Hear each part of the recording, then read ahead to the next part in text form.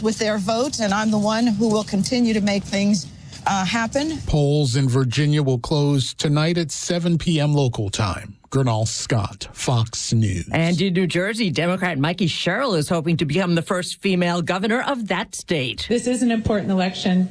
We're going to win this with your help, and we're going to get out the vote, and we're going to make real change. Sherrill is running against Republican Jack Ciattarelli. The Democrats are endorsing the Republican nominee. It tells you something.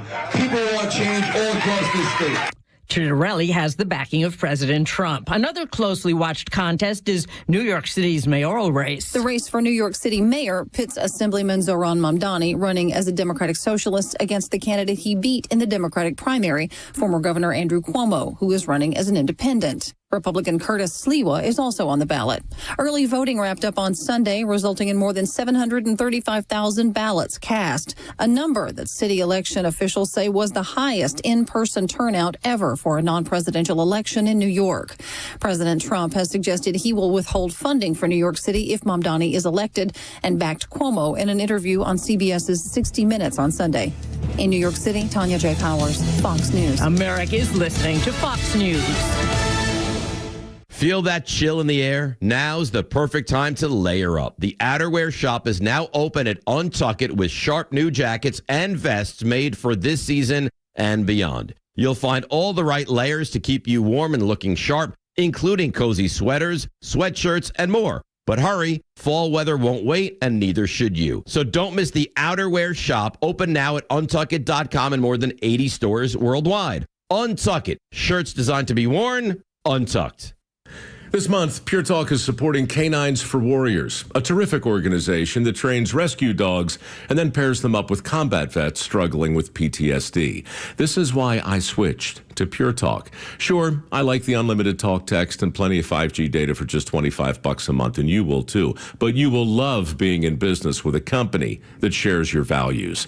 Dial pound 250, say micro, and switch to an American wireless company that actually stands for something. Pure Talk.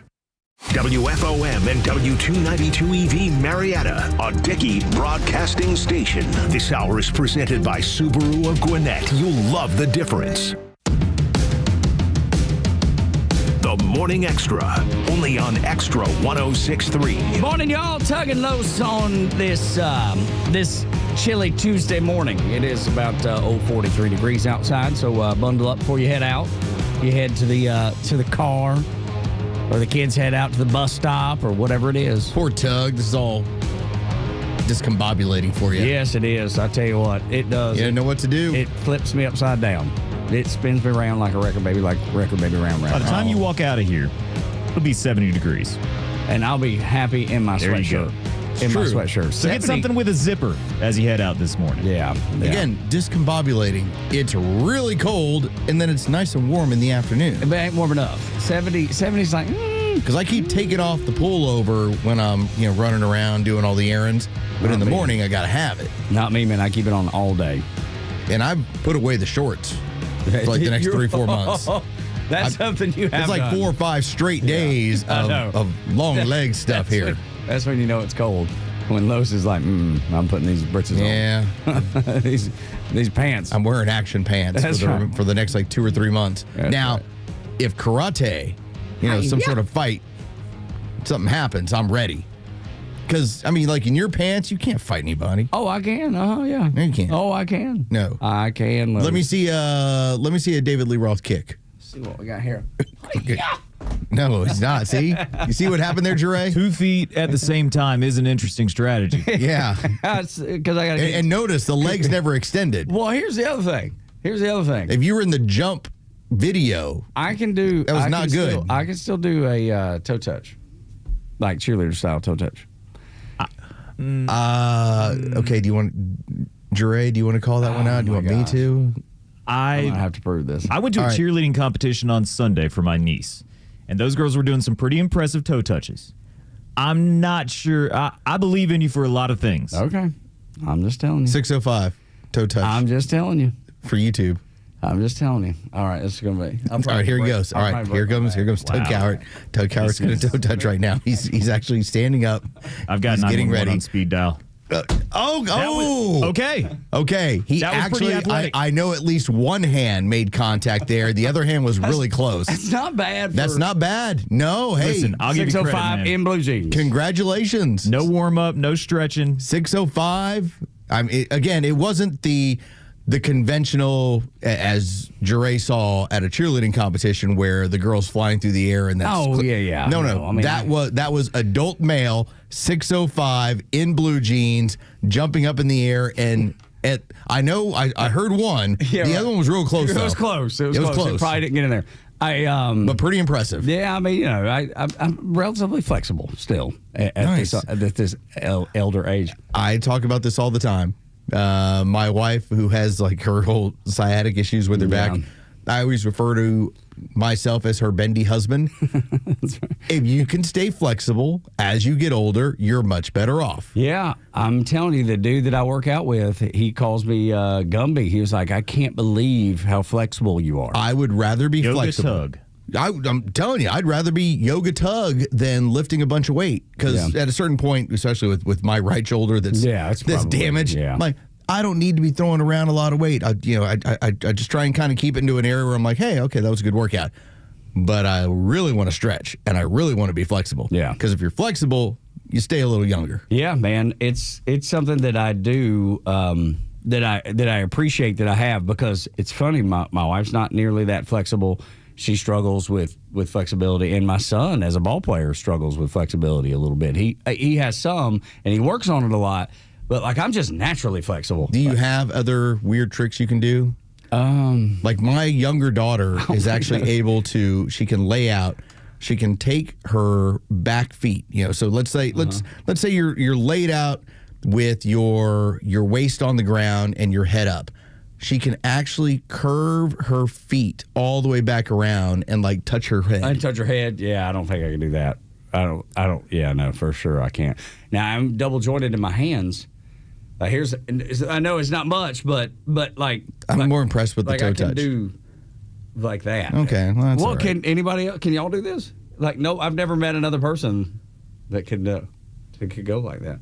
Yeah, the old funky. Yeah, I got that. Yeah, I got the thumb. Can you do where you bend? No wonder you can like go into a lake and fish feet. You just like get fish out of there with your hands and your feet.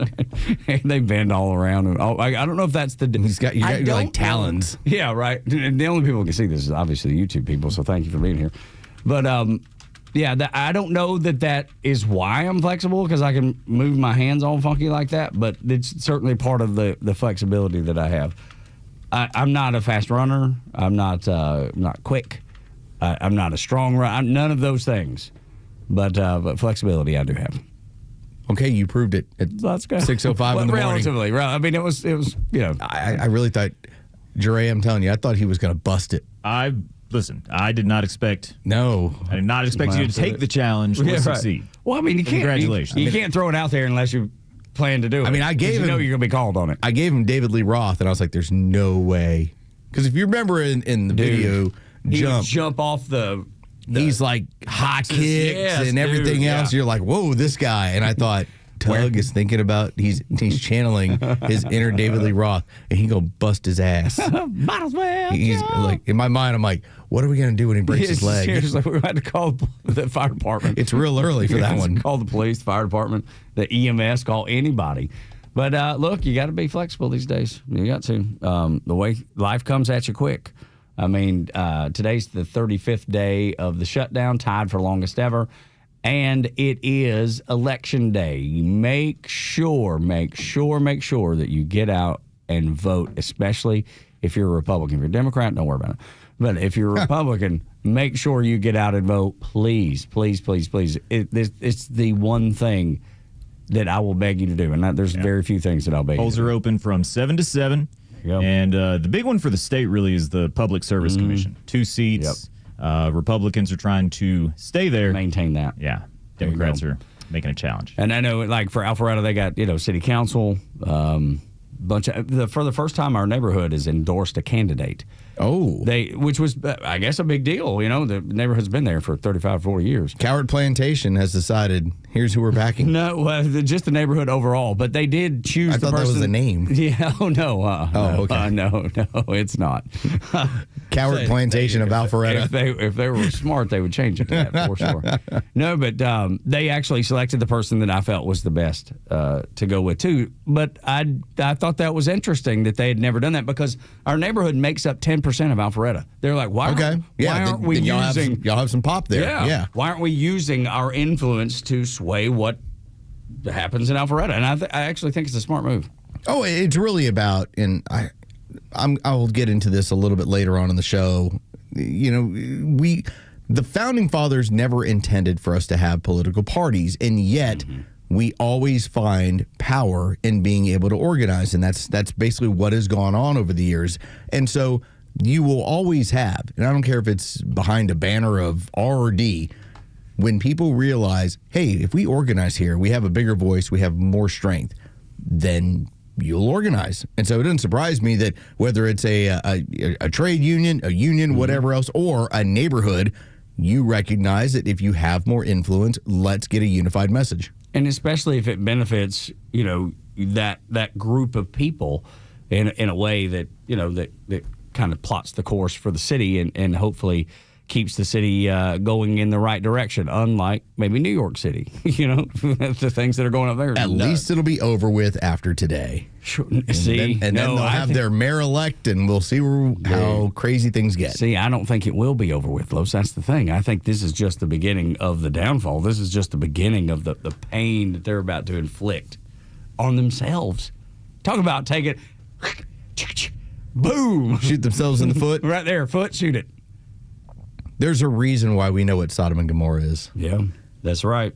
All right? That's a really good analogy. It's like you need examples of don't be like them. I don't care what time in history. There's always some community somewhere where you say, what they were doing, we don't need to do. That's going to be New York City for us over the next several years. Let's say that they, those people in New York City don't subscribe to the good book, which seems like a strong possibility. what a whitewashing. Yeah. What a broad brush. Yeah. You're all heathens to Tug. None of y'all are stretchy. None of y'all know where to find a church. That's right. And but so the reason I say that, you don't even have to go back to Sodom and Gomorrah. You could just say Venezuela, maybe in the last 10 years. Yeah. How do you take potential paradise? How do you take a successful community and turn it into dirt poor? Politics. Just look south. And that's how it happens. That's exactly right. Now you go, that sounds like a great idea. This whole socialism is awesome. Boy, howdy. It's only killed 175 million people worldwide. And the fun part is to hear Donald Trump even bring it up. Yeah, Mom Don, he's not a socialist. He's a communist. Yes, and he's right. Yeah. He's absolutely right. That's the nutty thing about this. But unless we get something weird, all the polling shows that he's going to win in New York. There are the random polls here and there. I've seen them too. Where Cuomo's within 4 or 5 points. Yeah. Surprisingly, and I saw one from yesterday. So they have calculated it as, okay, so here's inner New York City. So this is here's your hardcore financial district. Here is, straight up New York proper, not any of the surrounding boroughs or anything else. And when it is just about the power center, just about the money, Cuomo wins. Mm-hmm. It's when you start to get all the outlying areas involved that are largely foreign-born, came here, but then also when it comes to those younger people that are, hey, I just want to have my apartment in Brooklyn. These are the people that are hardcore for Mom Donnie. That liberal white women. Yes. Don't miss them. All the cat ladies covered in cat urine, Yeah, I saw. They do it. Yeah, so it's impossible. Cats are sneaky. Yeah, they are. Absolutely. They'll pee right in your shoe. Not that I've had that happen before, ever. But I saw this. It was Harris Faulkner on Fox News Channel. They did a panel of people that were talking about New York City and what they expect to happen, what's important to them, looking into today's election. And the lib white woman, when she was asked her biggest concerns, was, my neighbor's an illegal alien. I'm afraid they're going to be taken off the street. And we really need to give children sex changes. Those were the biggest issues, the most important issues that she felt was facing us as a nation. It takes my breath away. But right? How? Because I get if you want to have a concern for your neighbor. All right, I get it. Maybe you've lived next to your neighbor for 2 or 3 years. Maybe you happen to know that neighbor's not supposed to be in this country. But you've grown to love your neighbor, and good book says to. And this is the scenario you're in. How you then make the jump to where your next most important thing is, let's make sure to cut them weens off. Or those. Or cut them breasts off. Yeah, off for young ladies. Goodness. Because the fad's over with. Yes, right. All right, like this is cratered. She didn't get the net. She didn't get the net. No, she's not aware that the trans fad is now done, and that for those people that got caught up in it over the last 6 years, dude, just insanity. It's absolute insanity. But those are the most important things. And again, I go back to it. What are our most important? Economy, inflation, security, border security. Those are the hardcore. That is what is a majority of the country is interested in right now. But you will always have these wild liberal bastions that will continue to send us people that are a reflection of themselves. And that's what politics is supposed to be. I'm supposed to find somebody who relates to my values. Their values in these cases are insane. Yeah, it's the insane asylum. I mean, do you want security to where you can walk on the street safely, take your kids to school, and not have to worry about wildness in your neighborhood? Versus, do you want to be able to cut weens off? And at this point, they talk about this, cutting weens off and breasts off, that is more important than security of your neighborhood. How do you get there? That's the question I have. Like, what helps you get to that point of crazy that there's no return? I mean, you lived through the Branch Covidians. Yeah, I know. You've seen the cult mindset. Yeah, I am. But I don't understand how they got there either. For everyone who talks about, like, well, MAGA's a cult. I'm like, well, Tug and I are not part of any of that stuff. You went to your first political rally ever. I've never even been to one. Yeah. All right, like I am the observer who looks around and goes, this makes sense, this doesn't. That's what I do. I just call balls and strikes. I wanted to go, and here's the reason. It wasn't because I was there to support anybody. I wanted to see what it was about. Yeah, I wanted see what it's about. See, are they cult-like the way that the left describes it? And they weren't.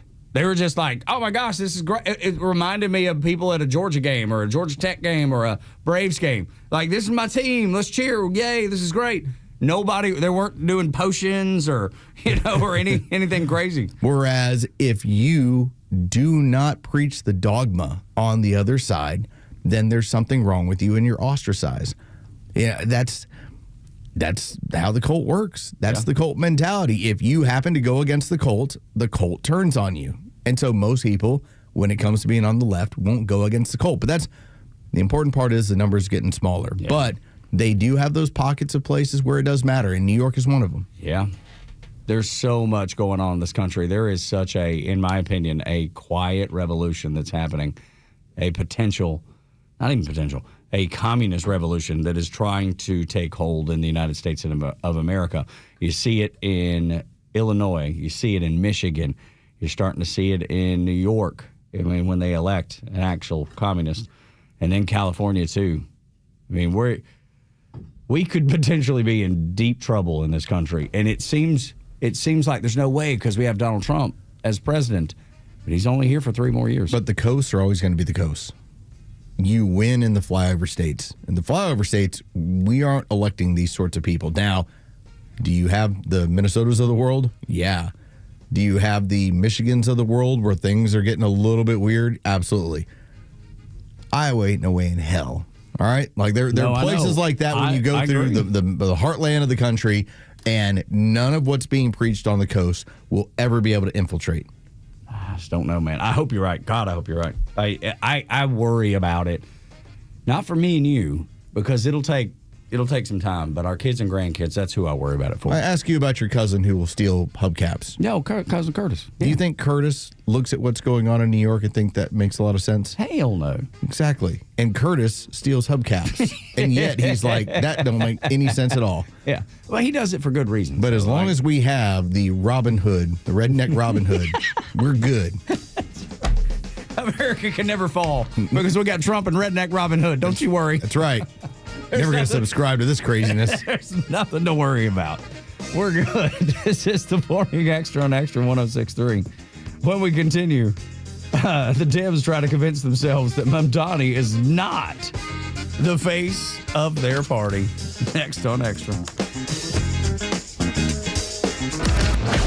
Stream Atlanta's only conservative voice anywhere you go with the Extra 106.3 app. Now equipped with Apple CarPlay. That means you'll always have Extra's crystal clear HD stream right on your dashboard no matter where you are. Download the all-new Extra 106.3 app now and start streaming. Lord, we talked about it a little bit earlier. It's 43 degrees outside. And yes, it probably will be a little nicer this afternoon, 70. So that just means you're going to be flipping on and off your heater. Because this morning, I bet it's on. And this afternoon, you'll flip it back off because it'll be comfortable outside. And that that's some work. If your HVAC ain't up for that work, then call Central Heating and Air Conditioning. They can repair whatever it is that you need repaired. But if it's to the point where it needs to be replaced, Central Heating and Air Conditioning make it the perfect time to upgrade for a limited time. You get $2,100, up to $2,100 in rebates. And 60 months, 0% financing with approved credit. Right now, you get both the savings in the front, savings behind. On the flip side of this thing, brand new carrier system from Central delivers dependability, efficiency, and comfort that every family deserves. So turn to the experts at Central Heating and Air Conditioning, your carrier experts. And here's how you get this great deal: call Chuck and his team at 770-GET-HEAT. 770-GET-HEAT, or go to centralheat.com. Life is unpredictable, but when trouble comes, you need a team you can trust. At A Second Chance Bail Bonds, we've been helping families for nearly 20 years, providing fast, professional, and discreet service. With 12 locations across Metro Atlanta and Birmingham, we're available 24/7 to get your loved one home, quick and with care. It's better to know us and not need us than need us and not know us. Call 404-BAIL-OUT, that's 404-BAIL-OUT, or visit atlbail.com today.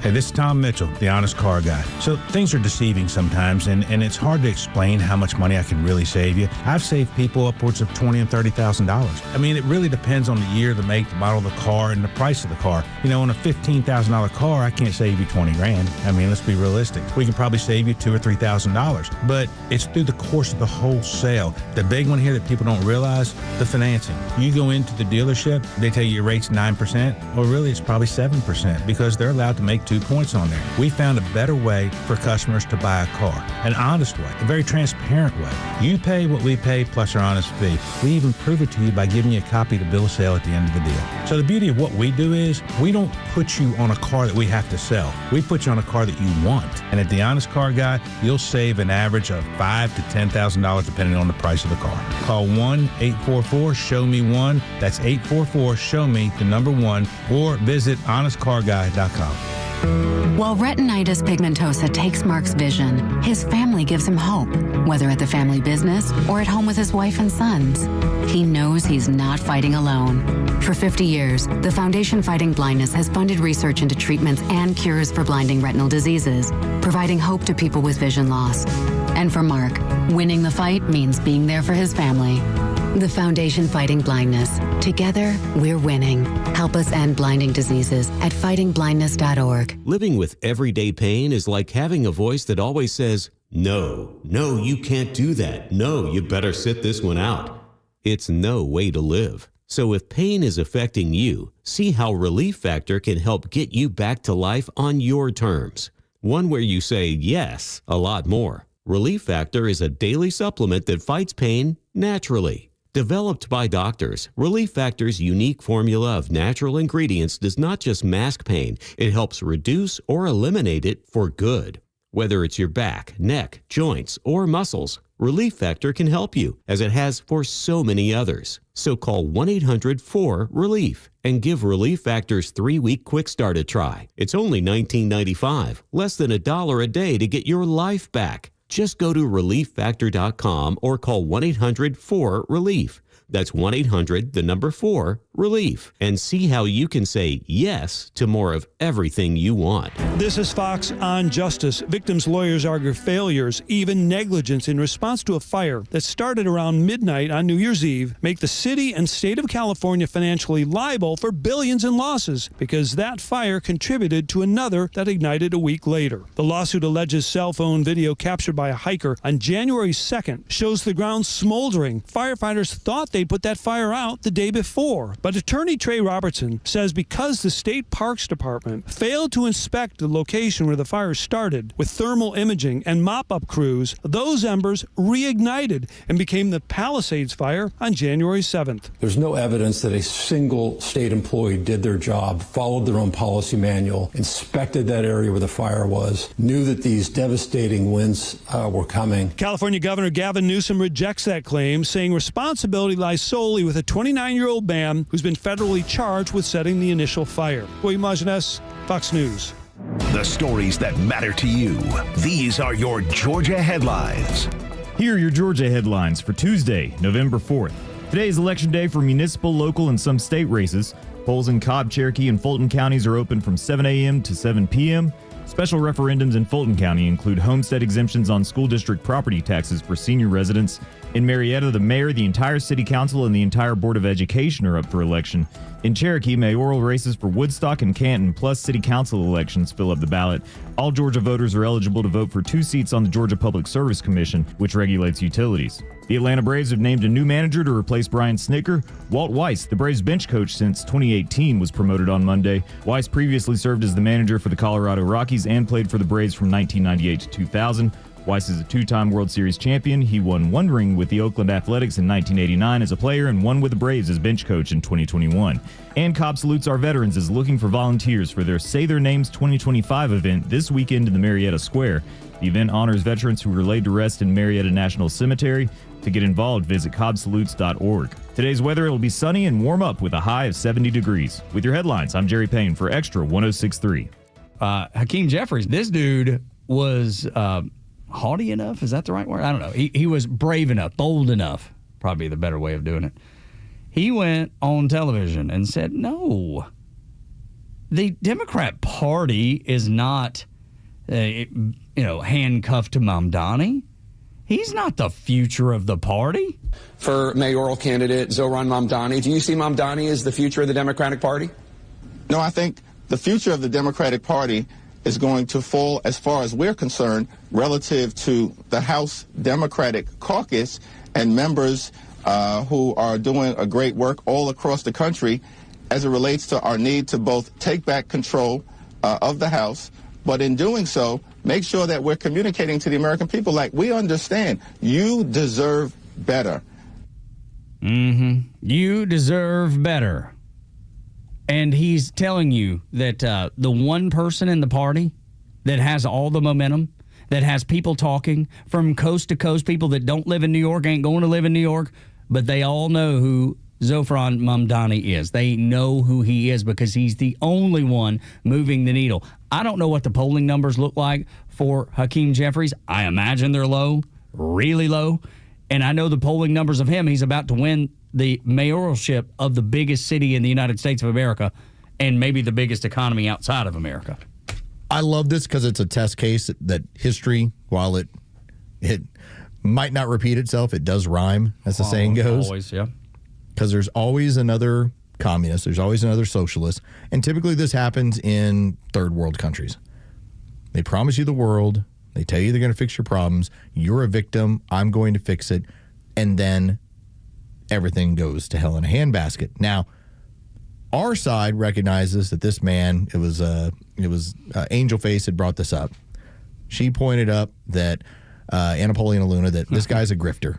It's like he's the ultimate grifter. It's like, well, why do you say that? It's he's got a nice smile, though. He's going to say whatever his backers tell him to say. Like, that's what he's going to do. I was listening to Elon Musk talk about how, like, this guy's a big phony.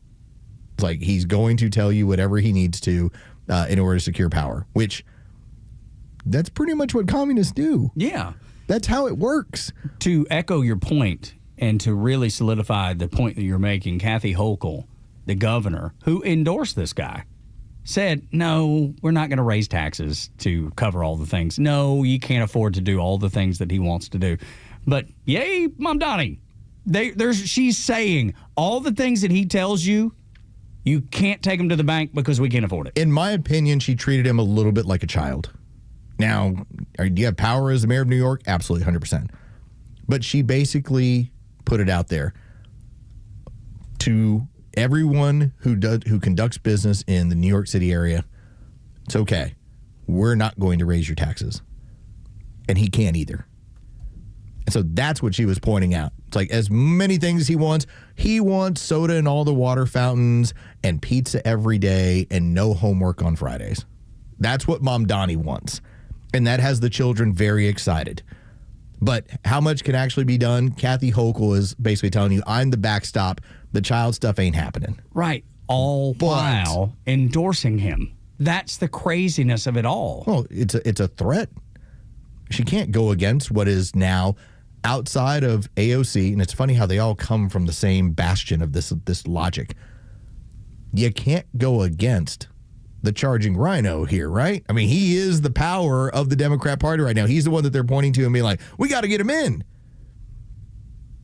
You know? I mean, it's one thing if you want to knock on the Chuck Schumers of the world, the Hakeem Jeffries, you know, the old people, the Nancy Pelosi's of the party. They're busy looking for young people that can lead this thing, and she can't go against it. But have the courage of your convictions. Say what convictions? It's just power. Right. Of course. But at least when you say he's not going to be able to do any of these things, and I'm not raising the taxes to get them done, but then to speak out the other side of you're speaking out of both sides of your mouth. He is the person who was selected. He won the Democrat primary. And he's going to be the duly elected Democrat mayor of New York. What is she going to say? Outside of, I endorse him, but all these things he wants to do, we're not going to attack the rich. Those things make no sense, though. That's the point. She's going out saying he can't do any of these things, but I endorse him to do these things. It makes no sense. And anybody that looks at that and believes any of them, her or him, is a fool. Well, very simply, Mamdani can get her out of office. Yeah, well. At this point. Yeah, probably so. If he is the mayor of New York, he can probably get her out of office. So, or at least have a good shot at it. So why the endorsement? Because he can get me out of office. Yeah, trying to. But then let's also point to the business community. If 1% of New York is already paying more than 50% of the taxes, you're not. What are you going to do? Hit them harder? Yeah.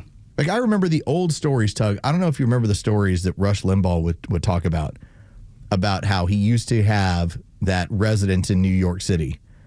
And then when he left for Florida and he got out and he sold it, he said New York was basically trying to track him down anytime when they heard him do a radio show and they thought he was working out of the offices in New York. Yep. They would try to tax him for his time that day. And he's like, I'm in Florida. Yeah. It's going through the transmit. And they would be like, well, you're broadcasting from New York. It's like, but I'm not in New York. Yeah. But that's how crazy they were about getting at your money. Yeah, so desperate. Mamdani, has convinced people that those people that pay all those taxes are going to stay. Well, we're going to improve their quality of life. That's what he said. We're going to improve their quality of life. We're going to raise their taxes incredibly. But we're going to improve their quality of life by taking away the police, letting crime run. What part of that is improving anybody's life? It is all calculated, callous, and BS, just like Elon said. I would just like to ask the question, if you were part of that 1% or even the 10% in New York, hopefully comfortable living, the only things you really care about is make sure you don't mess with my money, make sure that I'm safe, and to hell with public transit. You're not taking it. You know, if you're amongst the 1% in New York, you're not on the subway. Yeah. All right. It's like you are transported around New York.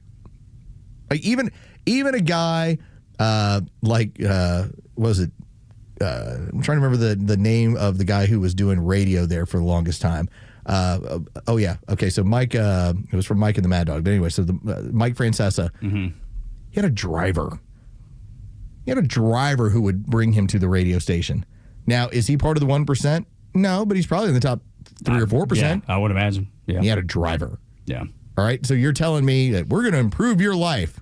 How? Not a chance of it. Not a chance of it. You're going to make it my life tougher, more difficult. It's going to cost me more. I'm going to leave. I'm getting out of here. But as long as Mom Donnie says it, the just androids believe it. Whatever he says, that's what I'm doing. Yeah. Well, you notice that with the people that choose to point this stuff out and who claim that they voted for him or claim they voted for him a multitude of times, it's all young people and very liberal. Little life experience. The only thing they've been told is that this guy's going to make it easier. I'm going to be able to afford a house. He's going to be great. He's going to get even with these people. In fact, he won't even that's talk another about thing. the house. He's talking about rent control. Yes, right. Exactly. Which has never been... Never works anywhere. I will tell you from somebody who has owned rental property, if you ever put rent control on me, this is universal. That means I suddenly now have this amount of the pie.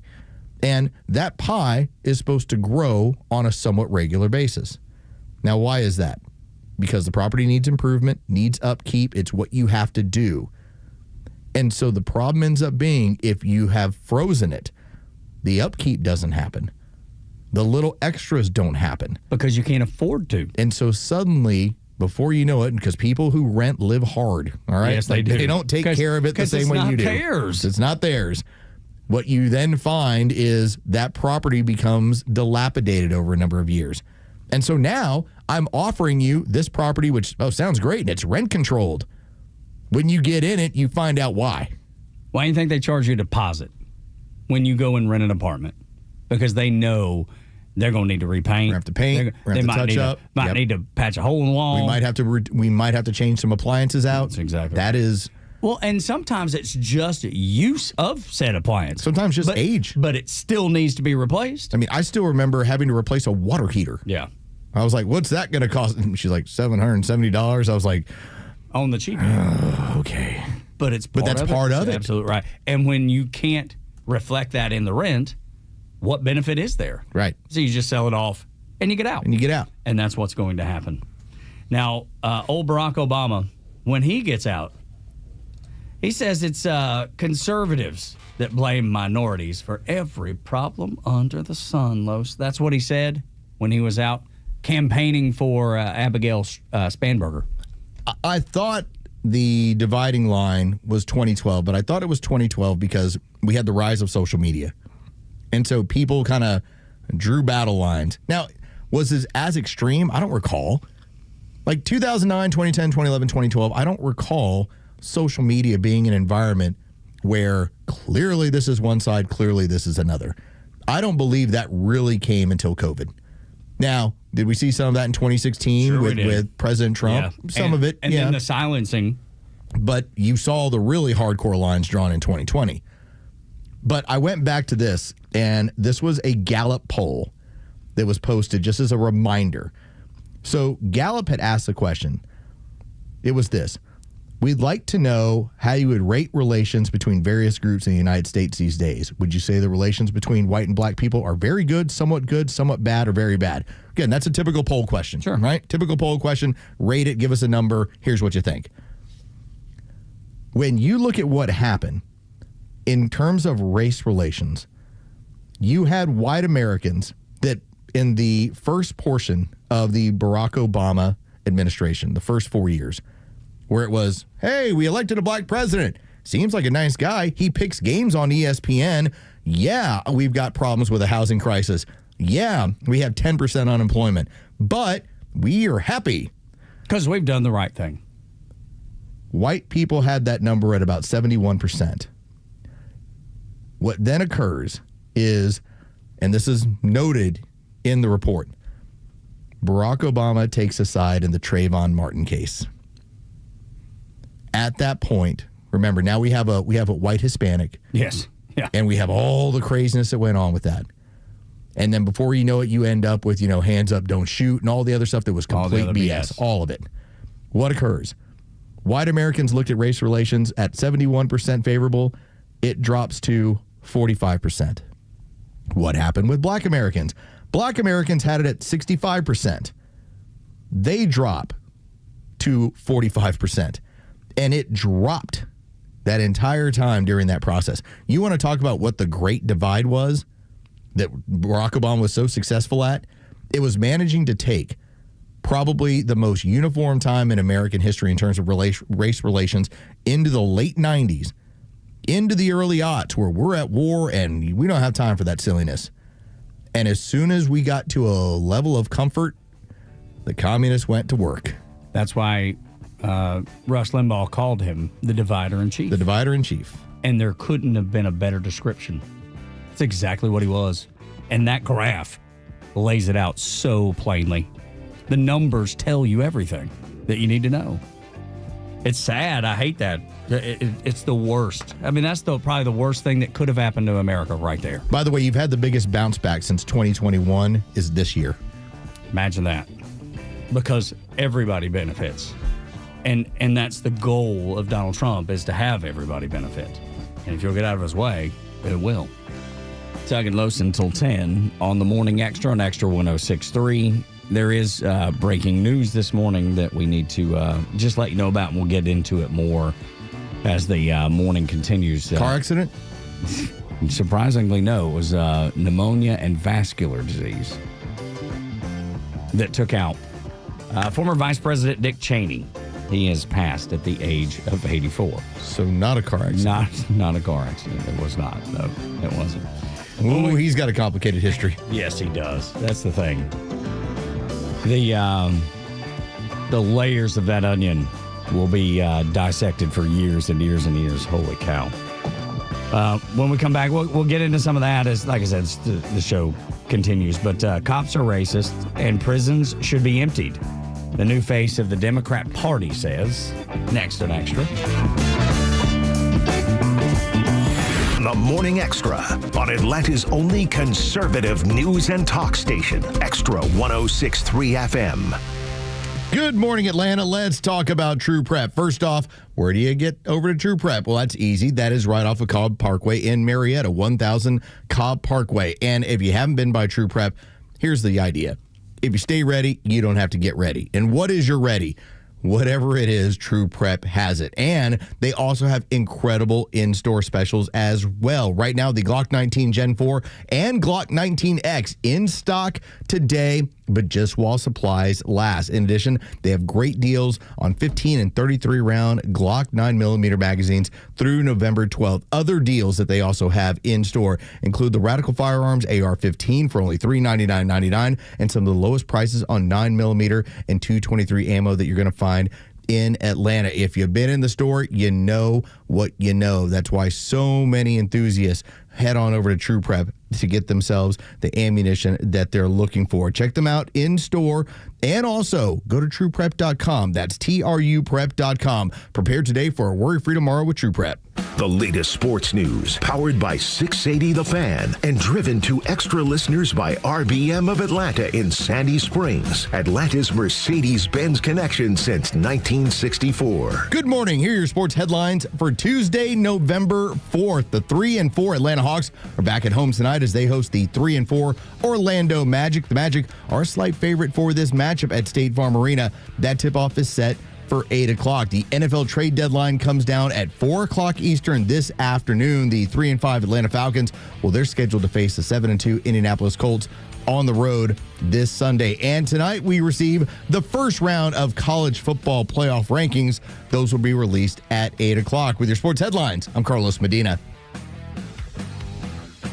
This is Governor Brian Kemp. Georgians are used to affordable, reliable energy because of the good work of our Public Service Commission. And as your commissioner, Fitz Johnson secured a 3-year Georgia Power rate freeze and made sure our state's growth isn't hitting your wallet. Fitz is keeping rates down and money in your pocket and standing against Democrats who want hardworking Georgians to pay over $800 more per year. Keep Fitz Johnson in the fight by voting early or on Election Day, November the 4th. Georgians First Leadership Committee paid for this ad. Okay, who just opened your your Obamacare or Marketplace renewal and almost fell off that chair? Hey, 35%, and it's not even any better? You're not crazy. They keep jacking the premium and giving you less. I don't know about this stuff, but I know who does. I go to Steven, the health insurance doctor. I send people there because he's been doing this 16 years. He wins awards for this stuff. He helps the self-employed, 1099, small business owners, the people actually paying for their own insurance. You bet you're going to get corporate-style coverage, nationwide PPO. How about lower zero deductibles, plans that pay you cash benefits when you use them? And he does it all around the year round there because, you know what, he's independent. He's got multiple carriers to quote. A lot of you are going to see that premium go right down instead of up. And in some cases,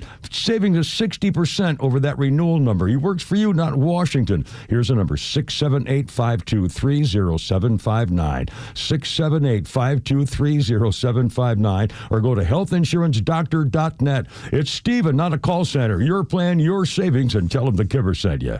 Hi, this is Brad Akins, and no matter what kind of work you do, we have the truck for you at Akins Ford in Winder. Everything from pickup trucks to plumber's trucks, including Ford pickups, flatbeds, utility beds, box trucks, crane trucks, dump trucks, transit vans, wreckers, rollbacks, and more. In fact, we have over 400 commercial vehicles in stock and ready to go when you need them, which is one of the reasons Akins Ford is the #1 commercial truck dealer in the country, because we know trucks. Claim based on December 2024 Ford Commercial Sales Report. See all these trucks at akinsford.com. Oh, if only dogs could talk. I think a lot of them would say, "Thanks for the love, but the food's really not working for me, you know?" And the truth is, they'd be right. Most dog food, wet or dry, is cooked at such high temperatures that every live nutrient is destroyed. And what's left is dead food, bulked up with fillers and sprayed, literally with artificial flavors. And that's not what your dog needs. But when you add back live vitamins, omega oils, enzymes, antioxidants with Rough Greens, your dog would have something very different to say. "Wow, this is delicious. Hey, let's go for a walk. I feel like a puppy again. Have you noticed I'm talking and that's not natural?" It's not magic, it's biology. Just don't imagine it's eating your own dog right now. You can get a free Jumpstart trial bag. You just cover the shipping. Go to roughgreens.com/Beck. Use the promo code Beck. roughgreens.com/Beck. Promo code Beck. If dogs could talk, it'd be a weird place to live. roughgreens.com/Beck. Promo code Beck.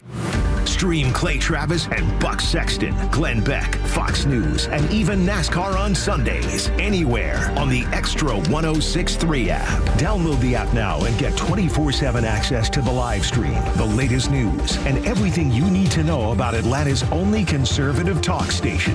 Download the Extra 106.3 app for Apple or Android and check out even more great original content at thepodcastpark.com. Tug and Los until 10 on Extra 106.3. Man,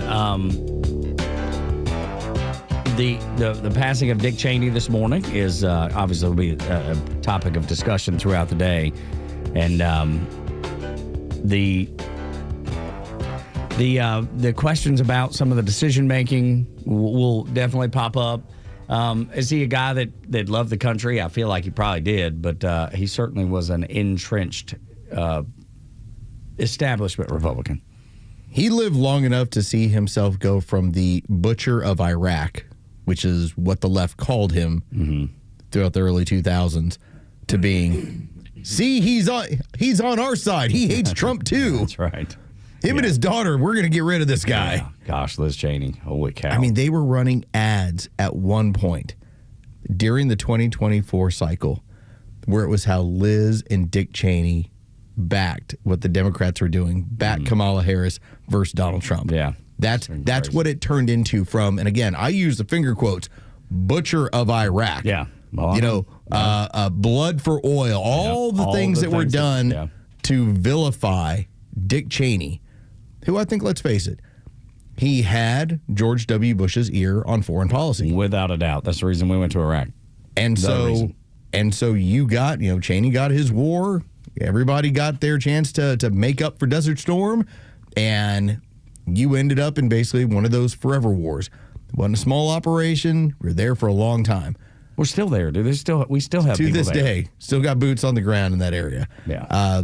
But to think about how it cycled all the way around, where as long as you came out against Donald Trump, then it became all is forgiven. Yep. Doesn't matter from here on out. I know it's thousands of American lives, but all is forgiven. As clean long the as winter of the you snow. sick Liz on this guy. And she did. I mean, that whole January 6th. She got a pardon. She had to get a presidential pardon from Biden or the Autobahn for whatever she did. And which we don't is know. it's really falsifying documents is what it comes down to. Yeah. There's plenty of things. I bet there's plenty that we don't know, though, that they were involved in and did. So you'll see that throughout the day. It will be a topic of discussion for sure. Well, had we not had the last year and a half, had we not had Liz Cheney doing the shenanigans that she was up to, and we not had Dick Cheney backing it up, with a year left in his life, backing this stuff up, I think the coverage would be decidedly different today. I agree with you. But now the left is going to have to go, well, I mean, he was kind of with us. Yeah. He was with us at the end. Yeah. You can imagine what MSNBC's doing. We got it on. We watch this crap, so you don't have to.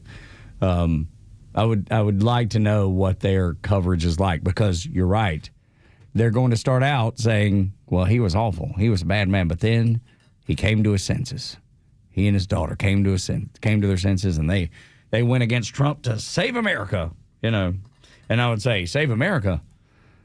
We have a communist that's running for mayor in New York City. What do you mean, save America? How interesting is it that Dick Cheney, and I'm sure we're finding about this from the previous night. I mean, I don't know. I wasn't there, so I'm not sure if he passed this morning or last night, but that it falls on an election day.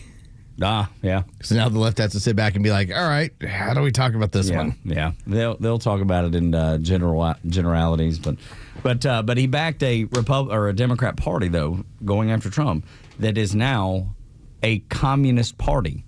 They are a communist party. There's no ands, ifs, or buts about it. And I don't care what Hakeem Jeffries says. I don't care what Fetterman said last night on Jesse Waters, because I saw a clip this morning of him saying, no, Mamdani's not the face of the party. Dude, I think you say a lot of common sense things. You are either willfully ignorant or you're just lying, because that's the case. I'm glad you do not stream, because when you are a streamer, you have hours and hours of throwaway dialogue. But here's the deal. When you stream and you have hours and hours of stuff that's out there, the truth comes out. In the same way that Tug and I, we talk about it. We got 20 hours a week. If you want to find out about us, we ain't hard to find.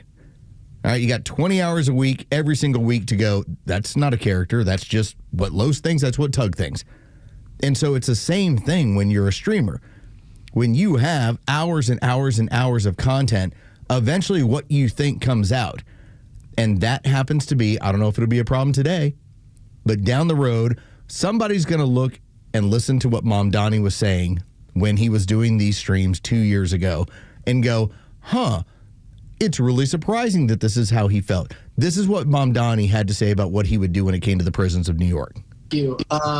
Are prisons obsolete? Whew, coming through with the quotes, through with the titles of the books. I have to read that, actually. I haven't read that as yet. But I think that, frankly, what purpose do they serve? Right. I think we have to ask ourselves that, which is that, I think a lot of people who defend the carceral state, they defend the idea of it and the way it makes them feel. The prisons are obsolete.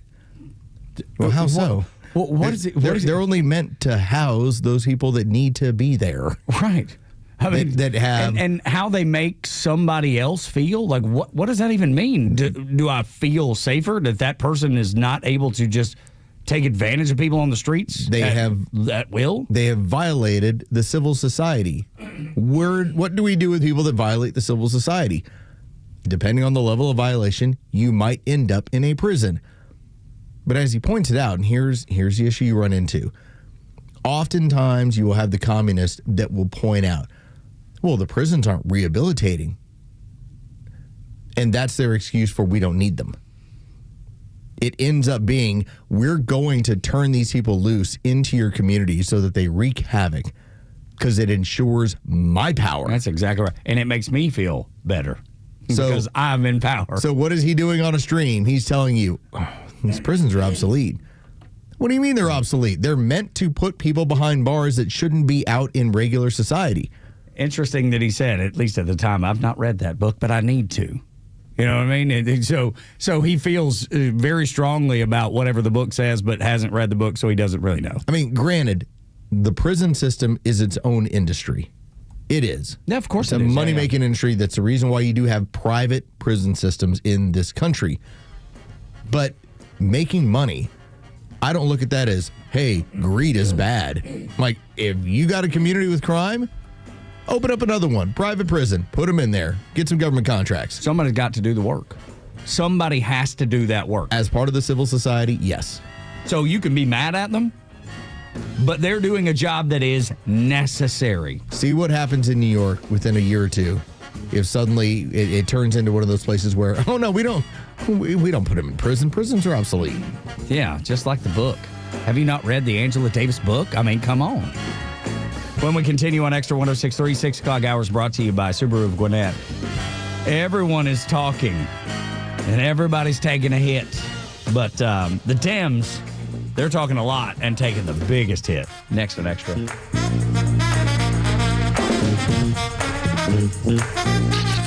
Extra 106.3 is Atlanta's home for NASCAR, and we have live races every weekend from across the country. Check out extra1063.com for the full schedule and join us this weekend for live NASCAR action. Go beyond just a baseball game with your Atlanta Braves and check out Truist Park's Ballpark Tour. See the ballpark like never before and explore the franchise's rich history with artifacts, exhibits, and more, led by tour guides who will take you to places behind the scenes that most fans have never seen before, including the press box, premium club spaces, and of course, step onto the field where your favorite Braves players battle it out during the season. And each tour comes with a complimentary player chain necklace. Visit Braves.com/tours to purchase your tickets today. And did you know Truist Park can host your next event? As a year-round facility, we host private events ranging from corporate meetings, trade shows, team building events, holiday parties, rehearsal dinners, you name it, Truist Park can host it. Visit Braves.com/events to get started on creating an experience like never before with one of Truist Park's unique venues. Atlanta Braves Baseball. We are Braves country. You should never need financing for a simple garage door repair, but it's happening here. Out-of-town companies have invaded Atlanta for a cash grab, charging outrageous prices. Hi, I'm Dan Watkins, owner of All Four Seasons Garage, Entry Doors, and Windows. Stay local and stay on budget for every opening of your home. All Four Seasons, trusted in Atlanta for over 25 years, exceptional customer service, and fair, honest pricing. When trust matters, trust us. All the number 4 Seasons Garages. Paid for by Christian Care Ministry. So right now may be the perfect time for you to rethink how you pay for health care. And here's why. This time of year is decision time for a lot of people, but it's also when you can join MediShare and save even more than usual. For many families, joining MediShare means saving about $500 a month, which is a game changer for a lot of people. But what's more, MediShare members like it. We know this from member surveys. They like it a lot. It's a proven thing now. MediShare has been around for over 30 years. It's a Christian community of hundreds of thousands of people now. And here's the thing, too. If you join before November 15th and you mention the promo code SHARE, they will waive your application fee. So you save $100 right off the bat. I'll give you the number here in a second, but just call and you'll get a price within 2 minutes. Again, the deadline is November 15th, so call now. You'll save even more. Here's the number. Call 855-51-BIBLE. That's 855-51-BIBLE. 855-51-BIBLE. Bullet points. I'm Eben Brown. Will your right to carry your firearm extend to public buses and trains? Both the Second Amendment Foundation and the Firearms Policy Coalition want the U.S. Supreme Court to get involved in a case out of Chicago that originally successfully challenged Illinois law banning firearms on public transit. The case was first filed in a federal district court in 2022, and that court ruled the Illinois ban violated the Second Amendment, failing the Supreme Court's Bruin test for historical historical analogs in gun laws, but the Seventh Circuit Court of Appeals overturned that ruling, saying trains and buses are sensitive places and can be made gun-free zones. If the Supreme Court overturns the Seventh Circuit, similar bans against carrying firearms legally on public transportation in other places, such as New York, Boston, and Philadelphia, could also be undone. And those are your bullet points. I'm Evan Brown, Fox News. This is WFOM and W292EV Marietta, a Dickey Broadcasting Station. Locally owned and heard throughout Georgia on the Xtra app. This is a Fox News alert. I'm Kathleen Maloney. Former Vice President Dick Cheney died last night. He was 84. American politics has always been a tough business. Even in 1787, here in Philadelphia, when George Washington himself wondered if delegates could ever agree on a constitution. They did agree, as Americans always have when it mattered most. Cheney in August of 2000 when he accepted the vice presidential nomination. Cheney died of complications of pneumonia as well as cardiac and vascular disease. Today's the first major election day since President Trump returned to the White House, and the race in New Jersey for governor is being closely watched. This race also having national implications, with many Democrats wanting this to be a referendum on the Trump administration. Democrats are running Congresswoman Mikey Sherrill as their nominee against Republican former Assemblyman Jack Ciattarelli. While the Republicans insist Trump is not on voters' minds, Democrats believe Washington's moves very much impact the Garden State. The president has not held any in-person rallies in New Jersey, but overnight Trump hosted a telephone rally for the GOP ticket, urging his supporters to show up at the polls today. For her part, Sherrill has embraced the Democratic establishment. She's campaigned with leaders on the left, including former President Obama. Fox's Mark Meredith. Virginia's gubernatorial race also in the national spotlight. Fox's Alexandria Hoff has that. Regardless of the outcome today, it will be a historic one as Virginia will name its first female governor. The Democrat in this race, former Congresswoman Abigail Spanberger, is seeking to return the governor's mansion to her party after 4 years of Governor Glenn Youngkin at the helm. Virginia does not allow consecutive terms, so he has campaigned alongside his Republican Lieutenant Governor Winsome Earl Sears to become his successor. Both candidates gave their final pitches last night. If Republican Earl Sears wins, she would become the first black woman to lead the state. America's listening to Fox News. Feel that chill in the air? Now's the perfect time to layer up. The outerwear shop is now open at Untuckit with sharp new jackets and vests made for this season and beyond. You'll find all the right layers to keep you warm and looking sharp, including cozy sweaters, sweatshirts, and more. But hurry, fall weather won't wait, and neither should you. So don't miss the outerwear shop, open now at untuckit.com in more than 80 stores worldwide. Untuckit, shirts designed to be worn, untucked. This month, Pure Talk is supporting Canines for Warriors, a terrific organization that trains rescue dogs and then pairs them up with combat vets struggling with PTSD. This is why I switched to Pure Talk. Sure, I like the unlimited talk, text, and plenty of 5G data for just $25 a month, and you will too. But you will love being in business with a company that shares your values. Dial pound 250, say micro, and switch to an American wireless company that actually stands for something. Pure Talk. Want weather? Grab your phone. Need traffic? Grab your phone. Conservative news and talk, also on your phone. Get the Xtra 106.3 app. Morning, y'all. It's the restart of the show. It's Tug Coward and Carlos Medina. Hello. Let's go. I was dragging this morning. I ain't gonna lie, 'cause I didn't get out of here yesterday. It was a long day. I know. You had a lot of responsibilities. And we have our event this week on Friday, That's so right. you have a lot of things that are going on this week. We all do. Well, I mean, everybody does, right? Everybody has long days. Yeah, Dude, yesterday just was mine. We started, and I had to tell this to our man Andy Roth down the hall because he asked if I could fill in on Thursday. Oh my! Well, and do Chuck and Chernoff. Yeah. The problem is we started club volleyball this week. Oh. So last night practice for my youngest was 5:30 to 9:15. Exactly. And my other daughter had a 6 to 8 o'clock. He has no idea. We're 5 days a week now. Yeah. And so I apologize to him. I'm like, Andy, keep me in mind. I'd love to do it. I'm just slammed this week. Yeah. And then to then talk about then the tournament on Friday, because even our good friend Stephanie, she wants to get us the fanny packs. I know. And grab a little bit of lunch with her and her husband. And I was like, man, my Friday's wide open. Why is it wide open on my calendar? Because I left it completely wide open. I didn't put anything in cozy because I completely was like, we got to be at the golf tournament. Yes, that's right. So we're going to have that. We'll connect with, hoping next week. We're going to make this happen. Good listener, Stephanie, because they've got... I'm going to the fire pit Saturday. Oh, shoot. Are you? I don't know. I'm just saying. Oh, because she invited... I've got an event. Well, you'll hear about it. You have an event, right. Yeah. A great dude named Jake Dukes is coming from Camp Southern Ground. This is the camp that Zach Brown of the Zach Brown Band started. And this place is unbelievable. It helps kids with special needs. It helps kids that have just lost their way. And... also veterans. They do incredible. Some of the best work I've ever seen for veterans. And they have an event on Saturday called Unsung Hero, where members of the Zach Brown Band will be there to perform with these veterans who, as part of their path, their journey, if you will, to getting back to being themselves, because sometimes it's stress and PTSD, sometimes it's things that have happened to them along the way, but they're veterans, and Camp Southern Ground just brings them in and embraces them, and they use songwriting and music to help them.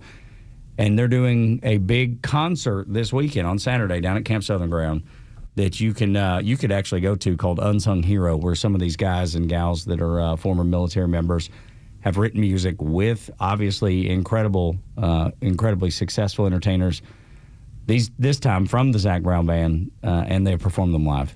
Some might call it, for those campers or those young people, for those veterans, some might call it their very own toe touch. Yeah, they could, yes. Sometimes dragging, having some things going on in life, every now and then you just need to unleash your inner David Lee Roth, just as Tug did at 6:03 this morning. And if you don't believe me, go back and look at the YouTube video. That'll be. I actually can't wait to look at YouTube and this is what this watch. Is about. Wait, gonna have to look at the highlight of watching Tug. Yeah. I know that his left foot hit his hand for sure. The right was real close, but I consider that success. Me too, especially at 6:05. I mean, it wasn't like you missed by if you missed a little bit. Yeah. I don't think you missed by much. You didn't miss by enough to say that did not work out as a toe touch. Yeah, I don't even. We were talking about being flexible and how good that is for you. And a guy that I work out with, John, he says, man, it's crazy that how flexible you are. It's most people are not this flexible. And I told you guys I could do a toe touch, knowing that you'd call me on it. It was braggadocio a little bit, and Jure was the first one who was like, I'm calling it out here. Yeah, I don't believe you. Yeah. Yeah. And I thought it was a little aggressive that you started doing downward facing dog during the break. That's right. Just to really show off. Stretching out on us. Look, you have to do a little yogurt to make sure that he was like, namaste. Okay, everyone. Yeah, that's right. Dude, I've tried to do yoga a few times. Yoga's great. I like it, but I always feel awkward, and I don't know what I'm doing, and I just feel awkward. I do DDP yoga. I hear that's great. It's actually, the wrestler. Not your mama's yoga. Yeah, the wrestler. Yeah. What was it? The guy, he went on Shark Tank and pitched that. Yeah, I think it was Jake the Snake who couldn't walk. Yeah. And he got him in there and got him turned around. Helped a bunch of those guys get off drugs and everything, yeah, too. And I'm telling you, this is good work. I'm telling you, I could not, even through college, I could not touch my toes until I actually did yoga. And I think, let's see, like the first time I ever did it was like 2005, 2006. And probably did it for like a good 4 or 5 year span, just as like just a random throw-in workout. My wife would be, I'm going to do yoga. All right, let's go do yoga. And I have been that flexible ever since, to where I can get up in the morning and just like grab my toes, touch the floor, not a problem. And so I always, when I go to bed at night, it's a little stretch before I go to bed and a stretch when I get up in the morning. Yeah, it makes sense, man. Stretching is so good for you. I don't think people realize how good stretching is. It's as good as any other thing that you can do for yourself. Or toe touches. Or toe touches, man, this morning if you need to do it. But I was dragging. The whole point of bringing this up is that I was so dragging this morning. Just had a long day yesterday.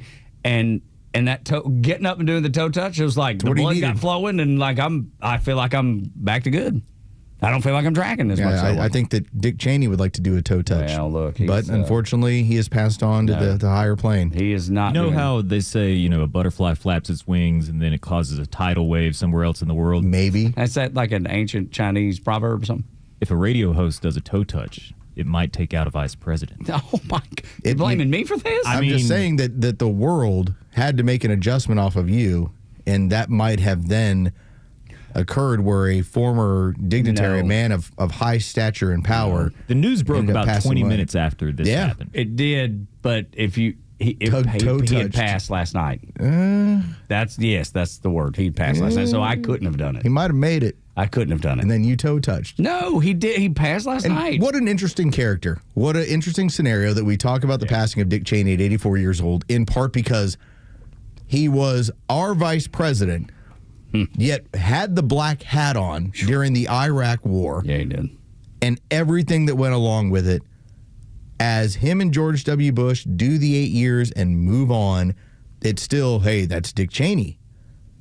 To then see him become, at the end of the 2024 cycle, one of the biggest proponents of keeping Donald Trump out of office, along with Liz Cheney, what she was doing with the January 6th committee.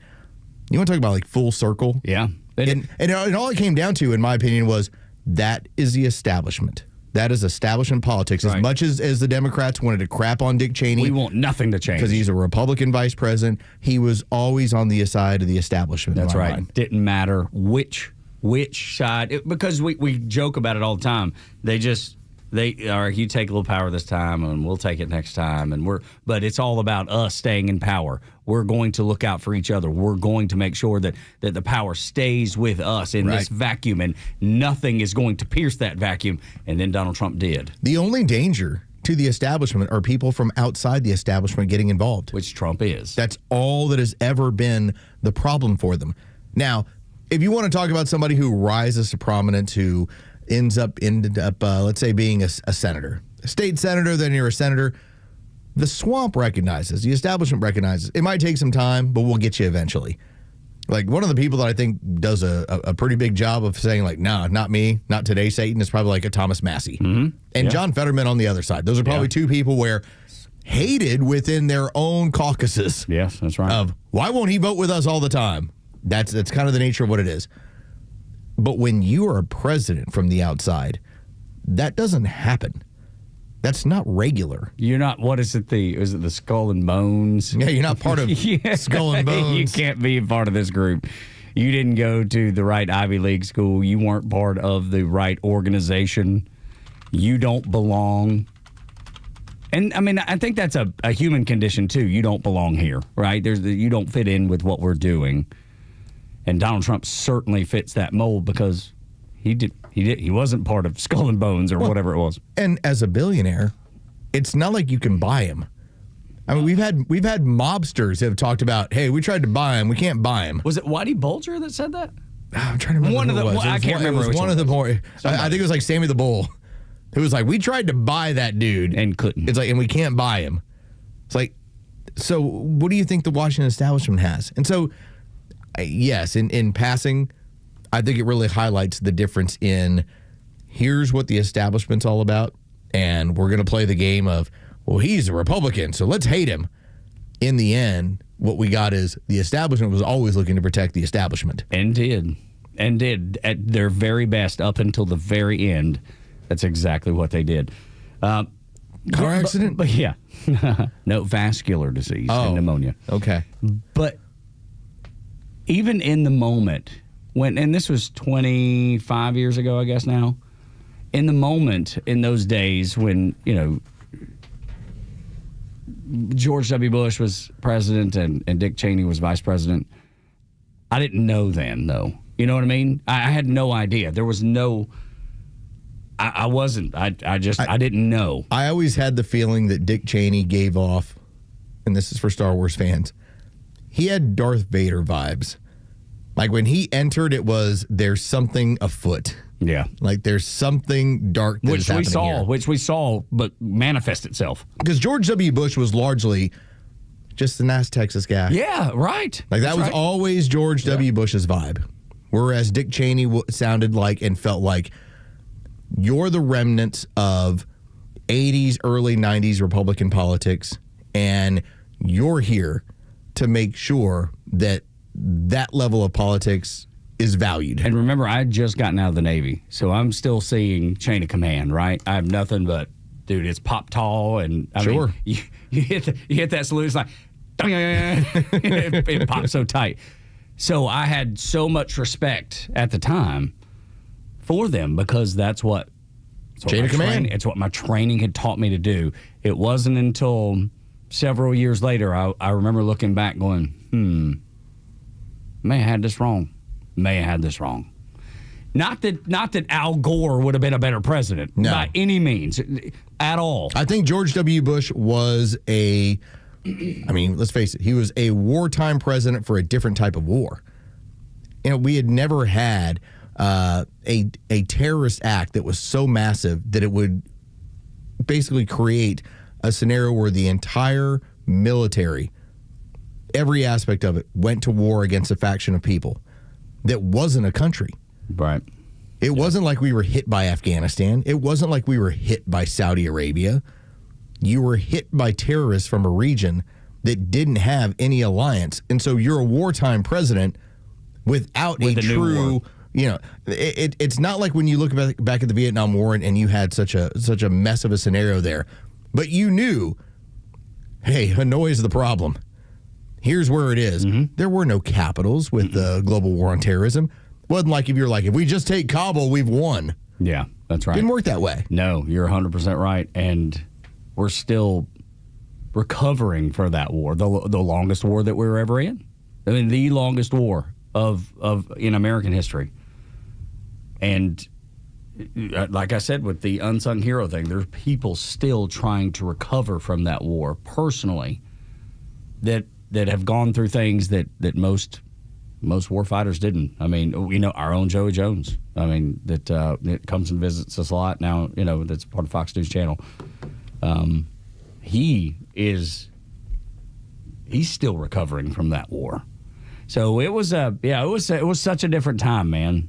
And it's one of those times where it feels blurry and it feels like we were just trying to find our way in the dark a little bit. I just remember during that time period, as much as like you would hear about, like there's still terms that go in your head, like Tora Bora. Mm-hmm. Hey, we're closing in on them. We're bombing the hell out of Tora Bora, the mountainous region between Afghanistan and Pakistan. And we're going to get them. We're going to bomb them right out of their caves. And then the war started to move a little bit into, the scope is changing. And I remember this was the one time when I was like, well, what do you mean the scope is changing? And they're like, well, over in Iraq, they had weapons of mass destruction. And that was the impetus for everything. And I remember being in college going and sitting and watching when it was General Powell who made the argument to the United Nations. Here's what they're doing. Here's how they're using these 16, 18-wheelers. Here are their mobile labs. Here's what we have to take out. And I thought, okay, that seems kind of righteous. That's what you're going to go and do. You got a destabilizing agent. We were used to the idea that the terrorists, the next thing they were going to do was hit us with this stuff. We'd already had the anthrax scare, so it wasn't far away to think that could be a possibility. Exactly right. I had just written down anthrax shots because I had just left the Gulf after serving and knowing what they had told us there, why we were taking these anthrax shots. And I had so much respect for General Powell. Like, for me, as a guy that had just gotten out of the Navy, I was like, let's go kick their ass. I saw what they did to us. I don't care what it takes. Let's get them all. And so by the time we're in Iraq, and now we're on the wild goose chase, and then you start to see that, all right, we were sold a bill of goods by the way, our intelligence agencies. Mm-hmm. I firmly believe this was the deep state, the military-industrial complex going, hey, we need another war. Like, there ain't enough over here in Afghanistan. I mean, what are we, garden mountains that nobody's on? Garden poppy fields? It's like, where's the real action at? And that's what ended up putting us over in Iraq, in my opinion. And Dick Cheney was a part of that legacy. Architect, man. It's a big part of that legacy. No question about it. I remember it didn't take me very long before I was like, that's a bad idea. Yeah. And so by the time, and I think this is what the power that came along with Donald Trump, by the time he comes down that escalator and he's talking about forever wars and dumb actions around the world, he'd been saying that for 4 or 5 years previous. Right. And it really kind of gave voice to, there were a lot of veterans that felt that way. There was a lot of people like me that said, I felt like what we were doing in Afghanistan was pretty justified. And I still believe to this day, we basically put our men and women out there to say, take the fight over here. Don't put it in the homeland. That's right. Take the fight over here, and we'll deal with these people as we have to. And then you roll in Iraq, and you're like, well, wait a minute. Yeah, you're like, wait a minute. You've now just created a proxy war for Iran to keep hitting us. And if you recall, Dave Chappelle ran circles around all this stuff. And you went after my father. Dude, it was so funny. But there was parts of it that was like, I think you may be right. It's a complicated history. I'm telling you. It really is. So many layers to the onion. It's exactly what I said about Cheney earlier. So many layers to that onion. Unreal. Before we go to break, can I share something with you? Yes. The Kimmer has sent in some correspondence this morning. You're talking about being, flexible and stretching. Yeah. That man is 79 years old and just sent me a video of him going leg straight, palm on the ground. There we go. Wowzers. It's impressive. That is. I saw the video pop in. I obviously hadn't had a chance to look at. See, that's a badass Marines, what that is. That's what it is. Dude, that's Kimmer for you. Nothing but love for you, sir. December 5 this morning. To the Kimmer listening in to the Morning Extra. God bless you, sir. God bless America. Thank you for your service to this fine nation. When we continue, another legendary voice. I wonder if Neil Boortz can do some of the things how Gumby he is. Kimber can do, putting his hands directly on the floor, bending over, touching the floor. We'll ask Neil Boortz. Talkmaster only joins us on Extra 106.3. I should say, joins you on Extra 106.3. Start your day with Tug and Los on the Morning Extra from 6 to 10. Then it's Glenn Beck, Clay and Buck at noon, and the Kimmer Show on your ride home from 3 to 6. And hang out every night for Jesse Kelly at 6 and Jimmy Fela at 9. And stream it all live in crystal clear HD on the Extra 106.3 app. Hey, what's up? It's Los. Let's talk about Howard Brothers and X-Smart, because November, we're right into the start of it, and you know what this means around here.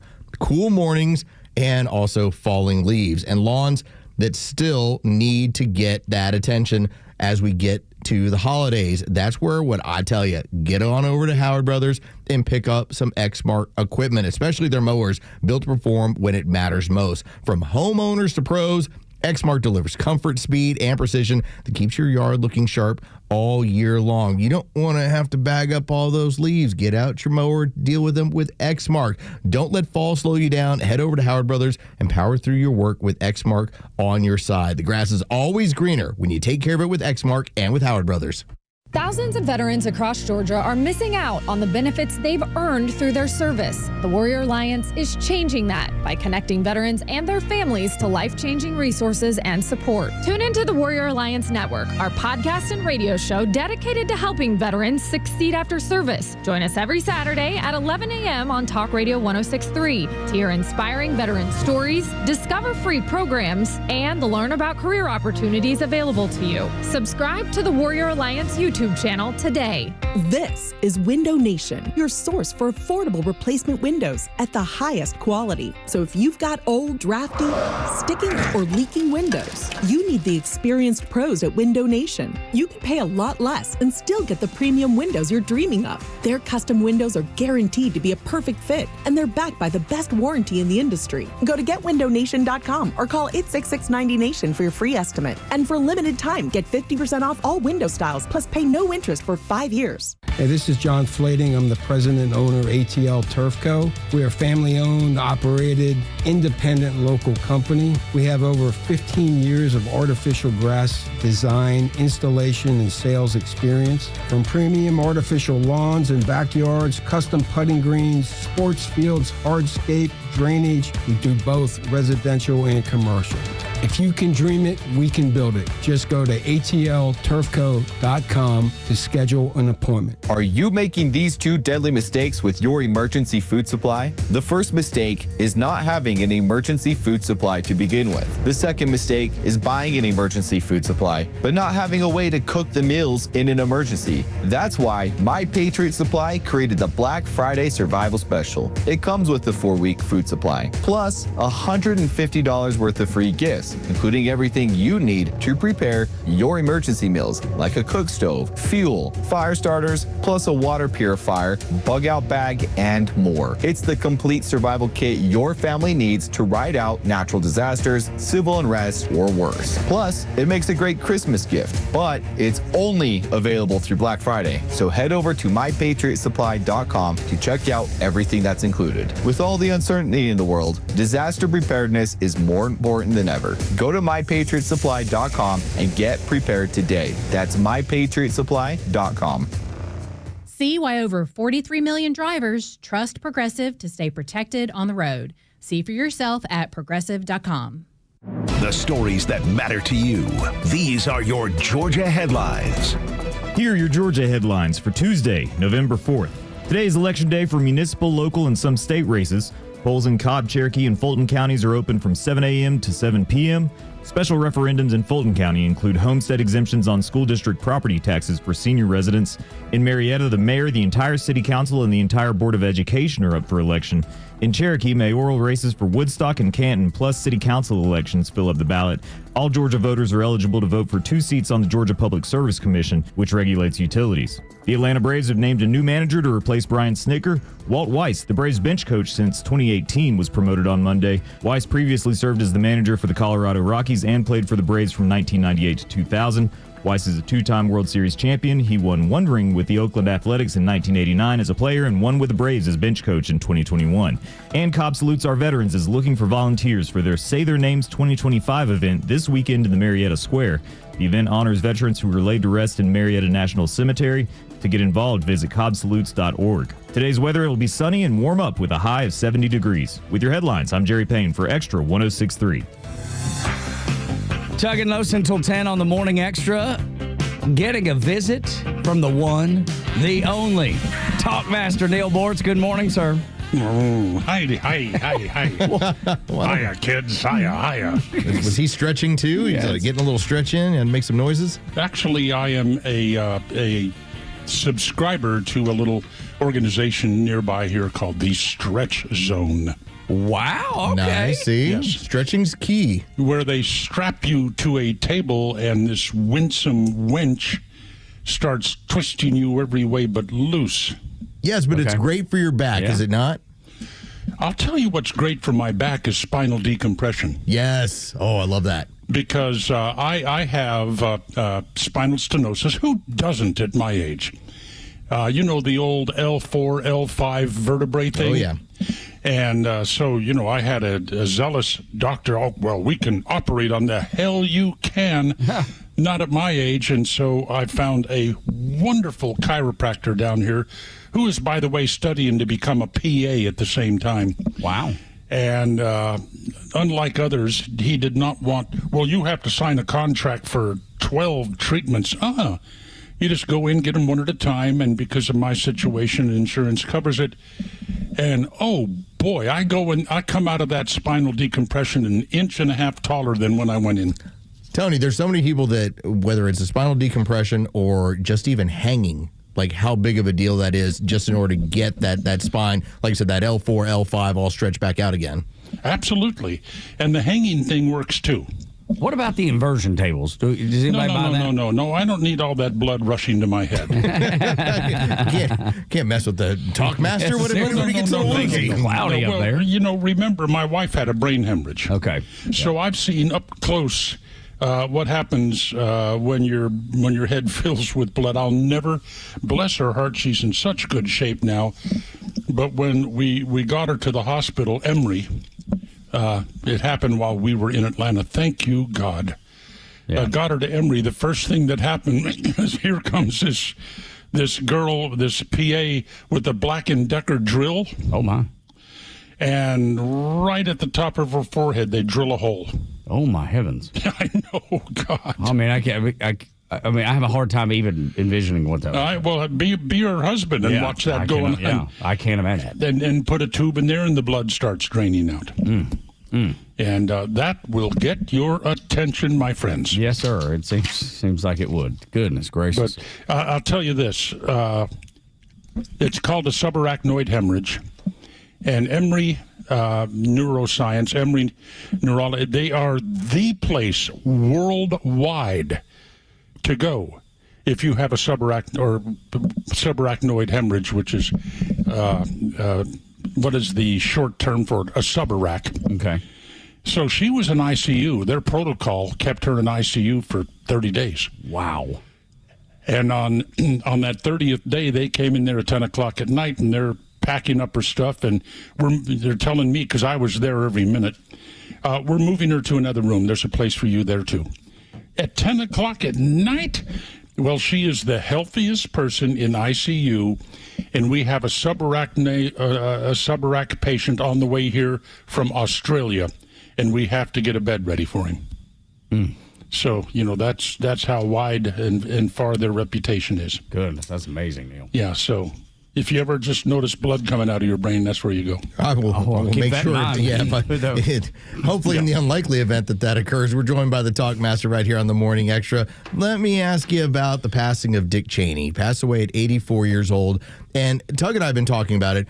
A pretty complicated history where at one point he was the absolute Darth Vader of the Democrat Party. And then to see what happened during the 2024 election cycle, where the Democrats couldn't wait to tell you that Dick Cheney and Liz Cheney was on their side. What are your thoughts about his legacy, and especially his time as vice president? Well, to tell you the truth, I was never on the air when he was vice president. Okay. So frankly, I wasn't paying that close attention. I met him a couple of times. I say I was never on the air. I was during Bush's first term. But I met him, and every time I did meet him and talk to him, it happened to be in the Oval Office, which kind of stifles conversation, if you know what I mean. Mm-hmm. But by and large, I have a positive view of him, his patriotism, and the way he served this country. But I can't write a thesis on him. I really can't. So I'd rather talk about volleyball. Well, we can do that. Oh, wait, hold on a second. We just started club practice. I'm good to go on any volleyball talk. Are you playing? I am not. My daughter's 14 and 11. My 14-year-old's playing in the 16 division this year, and my 11-year-old is playing with the rest of the 11. So we've been lining it out, Neil. We have flights to St. Louis, 2 to Minneapolis, driving to New Orleans, 2 trips to Orlando. So we're getting ready to put some mileage on the credit card here. My granddaughter would make an excellent volleyball player. I believe so. You've talked about it with before. Her height. Yeah, she is beautiful and tall. That's a qualification for a volleyball player, I'm certain. Yes, it is. Anyway, I used to play volleyball. Okay, I've heard of that, but I'm not sure I know what that is. You play it on a racquetball court. Oh, okay. Is it with the bumper cars? Well, there's no bumper cars, but that's whirly ball. Oh, whirly ball. Oh, no, you put a net across the racquetball court, okay? Yeah. And then now you're not just hitting the ball across the net; you are bouncing it off side walls and the back walls and everything else. It gives you a new dimension to volleyball because that ball can come at you from any direction. Pretty much, never mind. No, I'm just thinking about it. Like if you happen to do it in a bumper car, it'd even be more awesome. Did anybody ever play whirly ball? I never played it. They had it off of Holcomb Bridge. Yeah, they used to have a facility off of Holcomb Bridge. There was one of them when I was years ago when I was in Dallas, and all you tried to do was pulverize your friends in a bumper car while everyone had what basically looked like a form of lacrosse as you're trying to get the ball in the hoop. Oh, what is it, basketball, volleyball? Yeah, basically, yeah. It was done like on a basketball court, but it was all bumper cars. Yeah, sounds like such a good way to get hurt. Oh, it was. Yeah, you want to talk about needing a chiropractor later. Yeah. And it makes this fun. My good way to get hurt was playing hockey. Okay, where did you play when you were in town, when you lived here? Well, let's see. How many places did we have? I got to work out with the Atlanta Flames a lot, which was cool. Yeah, that was cool. But there was a place called the Igloo on Roswell Road. Okay. There was another Iceland, I think, was one of it. It was over there in Cumberland area. Mm-hmm. And believe it or not, at what's that mall that there used to be an airport there and everything? It's in Cobb County, down near the river. There was another place there. The trouble was that you had to have hockey practice at what, 4:30 in the morning, 5 in the morning? Oh, super early, and from what I understand, the equipment is so expensive for hockey. Yeah, but I look so damn good in it. Well, you probably look pretty imposing just because you're height. I was defense. I was a goon. Okay. So you just fight people and take hits. I'll send you a picture sometime. Oh, please do, man. That'd be great. Me and my hockey outfit with my porn stash. I mean, straight out of Slapshot. That's right. Yeah. So my only real injury there, other than cuts and bruises, was an AC separation.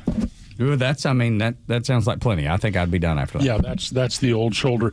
Well, okay, I have not changed my mind. I still want Mondami, whatever, to win in New York City. I agree. I want this to be an example for the rest of the country what happens when you go full-on communist. You people are so endeared with him, and he's got such a wonderful smile, and he's going to make the buses free, and the cost of living is good. Yeah, okay, here he is. Have at it. Let us know how it works out for you. You know how it works, Neil. Look at Venezuela. We don't need that in New York City. Yeah, no, the only difference is Mondami never drove a cab. Well, okay. But I'm sorry. He comes from wealth, just as, and we documented this before, Neil. Yeah. When you look at so many of the people that rise to power within communism, outside of like Chairman Mao and a handful of others, they all come from the higher end of society, but they try and pretend like they're just a common man here to help other common men out. And that's never the case. Oh, yeah. Listen, I'd love to debate him. I'd love to be on a debate stage with him when he says, well, the prisons aren't rehabilitating. And I just look at him and says, hey, Muzzy, that's not what I want prisons for. They're there to lock you up. I want prisons to keep those people away from me. And I don't care whether they're rehabilitated or not. I don't care if I don't care if they're afraid to take a shower. I just want them away from me, and prisons serve that need. I don't care about rehabilitation. Well, he's going to open up all the prisons, my understanding.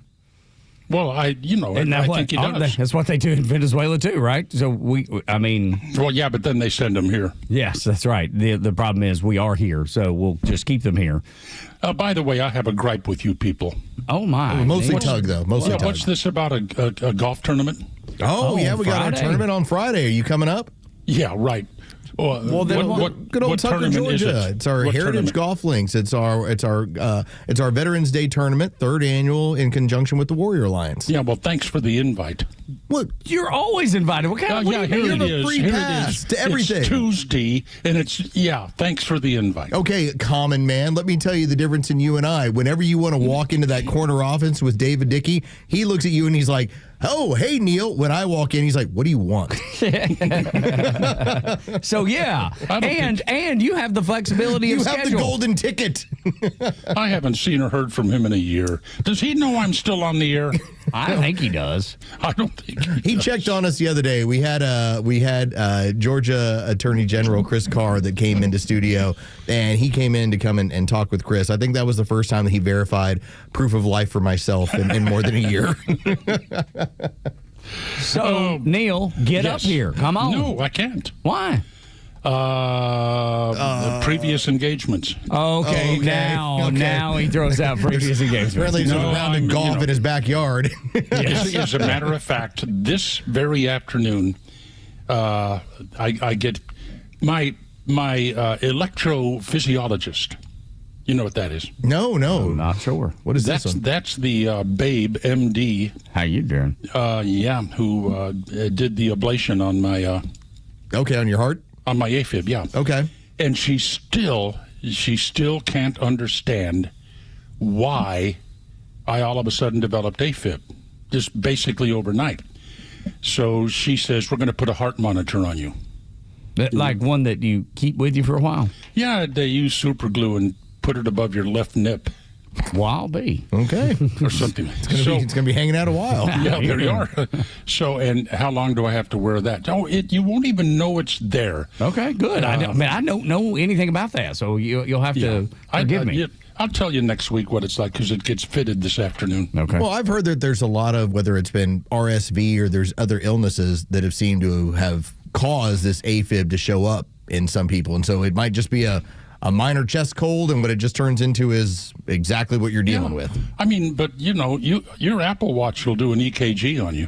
Yeah, Tug always has one. That's why the government always knows where he's at. I think mine's old. Mine's just tracking Tug no matter where he goes. None of the apps will even open. Mine's old. So. You just ended a sentence with the preposition. I cannot believe it. A professional broadcaster. Oh no, we're not that professional. We're not exactly. Who have you mistaken? I mean, I'm the one who always says that the anus is on you to prove it that we're professional. That's right. I'm a 3-time college dropout. I got one too. So don't we all? But anyway, no. If you give me warning ahead of time, I'll play in that golf tournament next year. Okay. I'm still campaigning for a new champion classification at my golf club.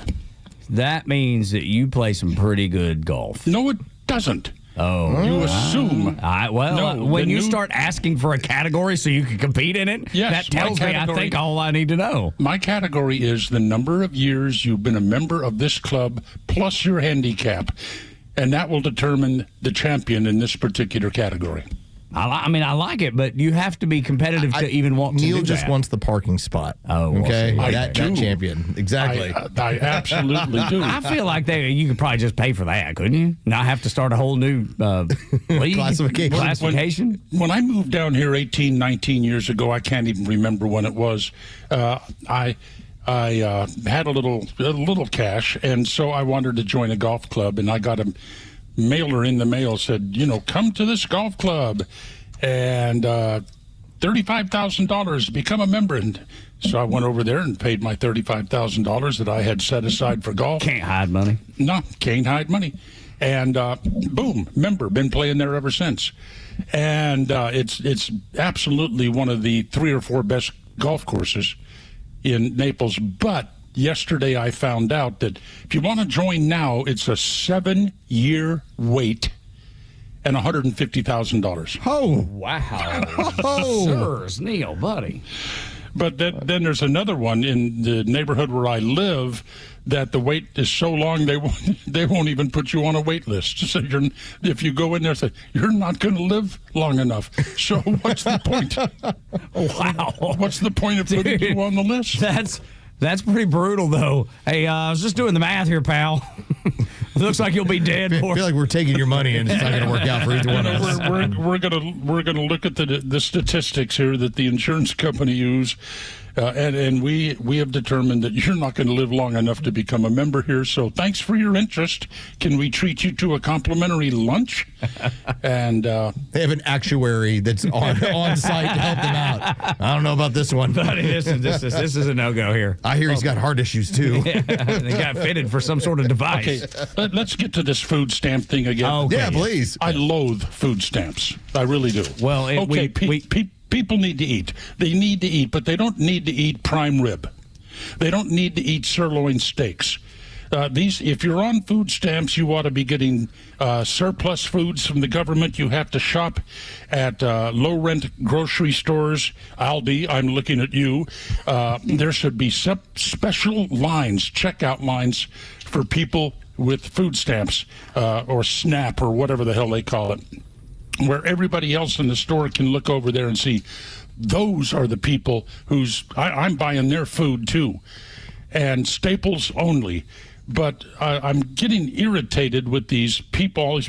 Well, the majority of people on food stamps are white. Duh. Yeah. There's more of us. But that is a completely useless statistic.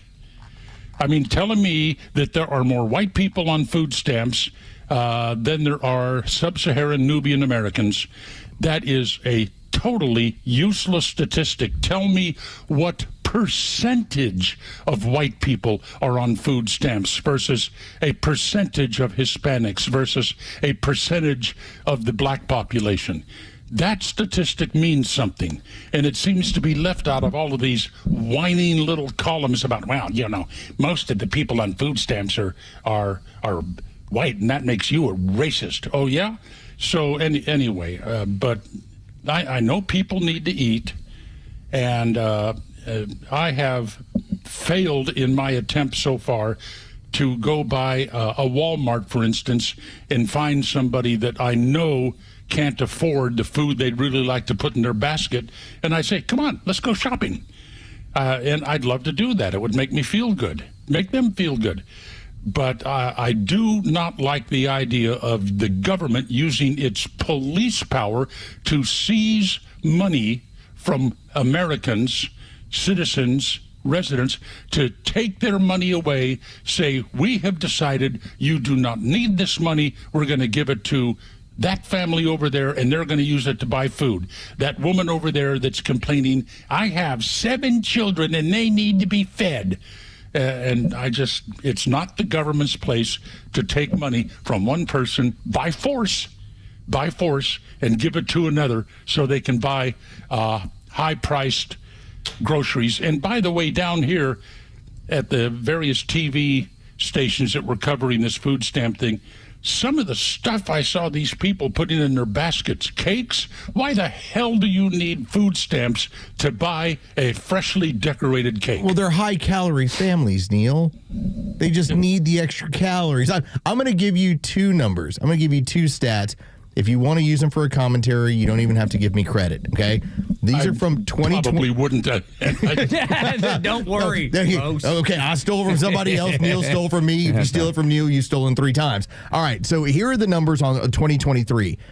So out of the 42 million people that are receiving SNAP benefits, 28% of SNAP households had no earned income in 2023. Zip. Zilch. Nada. Here's the other number. 34% of SNAP households had children, which means 66% of them have no kids at all. So when they tell you you're starving families, it's a minority number. It's a small number. What the media has created is not the realization. What it is these are, by and large, people that are at home and not doing a damn thing. And have no desire to change that whatsoever. How many people have you seen interviewed on this food stamp crisis? I'm not going to get a job. I don't want to have to go get a job. I mean, a lot of them. They flat out stated, I don't want to get a job. 72% of them had 0 income in 2023, and only 34% of them actually had children in the home. Hand up, we're willing to do. Hand out, I'm tired of. Look, I think that people ought to be exposed. They ought to be humiliated when they get in line to use money seized from somebody else to buy their food. And another thing, and this is on my commentary this morning, Donna and I, when it gets to be 95 degrees down here and 140% humidity, we'll go to the local mall. We become mall walkers. On a bad day, we're mall moseyers. Okay.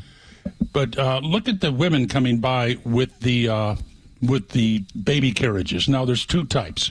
There's women pushing baby carriages, and there's women pushing puppies. Right. The puppies I love. Yes. But when they walk by with their babies, take a quick look at their left hand, because it's on the handles for the carriage. See how many of them have a wedding ring. Yes, well, probably. Yeah. Very few. It's rare. Yeah, very few. It's rare. Makes sense. Sounds like a target-rich environment. I understand why you walk there, Neil. Awesome. Neil Ford's the talk master. You walk to one end of the mall, you get a Starbucks. The manager there doesn't like me now because I insist they call out my name, Dirtbag, for me to pick up. I'm sure they do love that, Neil. We're gonna miss you. Pick it up and you're Dirtbag. We're gonna miss you on Friday. Why? You should change your mind and come on up. No. Come play golf. No. You're gonna get me a private jet up there and back? I ain't dealing with TSA during this mess going on. Yeah, that's true too. There you go. I guess you're right. Neil Bort's the Talk Master, only on Extra 106.3. Hey, but over Christmas, I will be stayed at a hotel very near you. Okay, well, that means we need to have you in. Using your discount. Let's go. I love that. Thank you, Neil. Yep. Yeah, they hate him so bad, but they won't steal his ideas. Talking about Donald Trump next on Extra. The latest sports news, powered by 680 The Fan and driven to Extra listeners by RBM of Atlanta in Sandy Springs, Atlanta's Mercedes-Benz connection since 1964. Good morning. Here are your sports headlines for Tuesday, November 4th. The 3-4 Atlanta Hawks are back at home tonight as they host the 3-4 Orlando Magic. The Magic are a slight favorite for this matchup at State Farm Arena. That tip-off is set for 8 o'clock. The NFL trade deadline comes down at 4 o'clock Eastern this afternoon. The 3-5 Atlanta Falcons, well, they're scheduled to face the 7-2 Indianapolis Colts on the road this Sunday. And tonight we receive the first round of college football playoff rankings. Those will be released at 8 o'clock. With your sports headlines, I'm Carlos Medina. Join Daniel Matalon, CEO of A Second Chance Bail Bonds, and co-host Tug Cowart as they bring together law enforcement, justice insiders, and voices from every part of the justice system, victims, advocates, and people who've turned their lives around. It's not PR, it's not fluff. It's an honest talk about what's working, what's broken, and how to build a better path forward, one second chance at a time. Tune in Saturdays at 10 a.m. or listen to the podcast anywhere. Justice Unfiltered. Unfiltered, informed, and unbiased. No one plans on going to jail, but when it happens, it's important that you know who to call. Call A Second Chance Bail Bonds, where we believe everyone deserves a second chance. Whether your loved one's been arrested in Cherokee, Clayton, or any of the other metro Atlanta counties in between, A Second Chance Bail Bonds works fast to help expedite release within hours. A Second Chance. It's better to know us and not need us than need us and not know us. Call A Second Chance 24/7 at 404-BAIL-OUT or online at atlbail.com. Hey, this is Tom Mitchell, the Honest Car Guy. So things are deceiving sometimes, and it's hard to explain how much money I can really save you. I've saved people upwards of $20,000 and $30,000. I mean, it really depends on the year, the make, the model of the car, and the price of the car. You know, in a $15,000 car, I can't save you $20,000. I mean, let's be realistic. We can probably save you $2,000 or $3,000, but it's through the course of the whole sale. The big one here that people don't realize, the financing. You go into the dealership, they tell you your rate's 9%, or really it's probably 7% because they're allowed to make 2 points on there. We found a better way for customers to buy a car, an honest way, a very transparent way.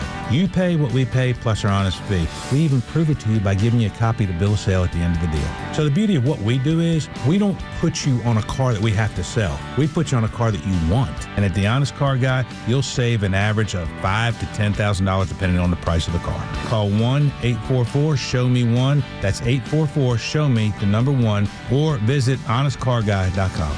This is Governor Brian Kemp. Georgians are used to affordable, reliable energy because of the good work of the Public Service Commission. As your commissioner, Tim Echols secured a 3-year Georgia Power rate freeze and made sure our state's growth isn't hitting your wallet. Tim's keeping rates down and money in your pocket and standing against the Democrats who want hardworking Georgians to pay over $800 more per year. Keep Tim Echols in the fight by voting early or on Election Day, November the 4th. Georgians First Leadership Committee paid for this ad. Faith, family, freedom. These are the cornerstones of America and the foundation for a successful life. But today, all three are under attack. Crushing debt, out-of-control spending, and reckless policies in Washington are threatening your savings, your retirement, and your future. Hi, this is Glenn Beck. The only financial advisory firm I recommend in Atlanta is Nicholas Wealth Management. David Nicholas and his team believe protecting your money is about more than wealth. It's about defending your faith, your family, and your freedom. If your hard-earned retirement is left exposed to market chaos, higher taxes, or inflation, what happens to the life you've worked so hard to build? For over 20 years, David Nicholas has helped families right here in Atlanta fight back with retirement strategies built to better withstand uncertainty. Call Nicholas Wealth Management today, 404-890-5606, or visit nicholaswealth.com. Aim to safeguard your future today. Nicholas Wealth is an independent financial services firm that uses a variety of different investment strategies. Hey, it's your radio buddy Jimmy Fallon in the house, and let's talk about Madison Trust, because it is time to take the training wheels off your IRA. IRA. Stop letting Wall Street call the shots and upgrade to a Madison Trust IRA. It is a type of self-directed IRA, which allows you to invest in what you believe in. So we're talking about real estate, your buddy's startup, crypto, cattle. Move the money, baby. Doesn't matter. With a Madison Trust IRA, you are in control. Go to MadisonTrust.com. That is MadisonTrust.com and take charge today. Madison Trust, your partner in financial freedom.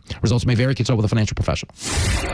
The legend Neil Bortz is only on Extra 106.3, Atlanta's only conservative news and talk station. Are you growing just a bit weary of the drama in Washington? The government shutdowns, closing down national parks because Congress can't agree on a spending bill? It's not so much a partial shutdown as it is just a complete failure of government. Atlanta Talk radio legends are only on Extra 106.3. Tug and Los until 10 on the Morning Extra and Extra 106.3. Thank you for being here.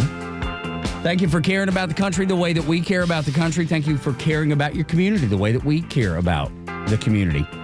Please share Extra 106.3 with someone you think would appreciate it, would enjoy it. And support the advertisers that support Extra 106.3. That's something that I try to always mention because they share your values. Share the values that are important to you. And share the values that have been what built the United States of America to be the great nation that it is.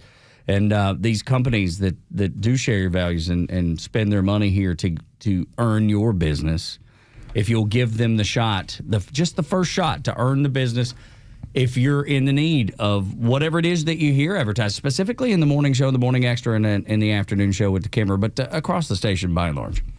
I know we don't have a lot of time here, but I just want to say that I talked to management, and it turns out Neil is staying over at the Omni during Christmas, so nobody go over there. That's right, absolutely. But he's also going to come over and see us. See, we're in High Cotton now. And by the way, I hope I didn't give away too much information that he's staying in a hotel with 300 rooms. Right. I mean, he kind of alluded to the one. I mean, there's one.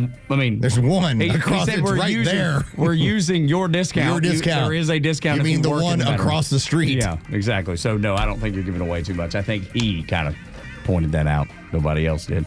When we come back, Thune and Johnson both want to protect the filibuster. Trump, on the other hand, does not a good discussion about that. After the Fox News Update, Neil Bortz report here on Extra 106.3. Oh, and Kimmer can stretch. Oh, yes, that's right. He can. It's time for the Bortz Report, exclusively on Atlanta's only conservative news and talk station, Extra 106.3. Last Friday, Halloween Day, the local sheriff's office arrested a 16-year-old boy for making terroristic threats. He posted a picture online of a bomb that he had made, and he said that he was going to blow up a local subdivision on Halloween night. He warned his teenage friends that they might not be safe if they trick-or-treat in that neighborhood. So now he's in jail. And on the news yesterday, they were interviewing his mother. And what did she say? Well, of course, he was only joking. What did his father say? Well, hell, who knows? His father was nowhere around. Another idiot teenager making violent threats or being violent, raised without a father in the home. And no, he wasn't black. But the statistics tell you that there wasn't a father in the home. According to my dive into AI yesterday, there is consistent statistical association and higher rates of criminal activity among youths raised without a father. Absent fathers boost the probability of criminal behavior by up to 38%. More facts, 70% of juveniles in what AI called state institutions, what I will call jails and prisons, come from single-parent homes. One AI summary said that young men who did not grow up with their biological father in the home are twice as likely to spend time in jail by the age of 30 compared to those who grew up with their father present.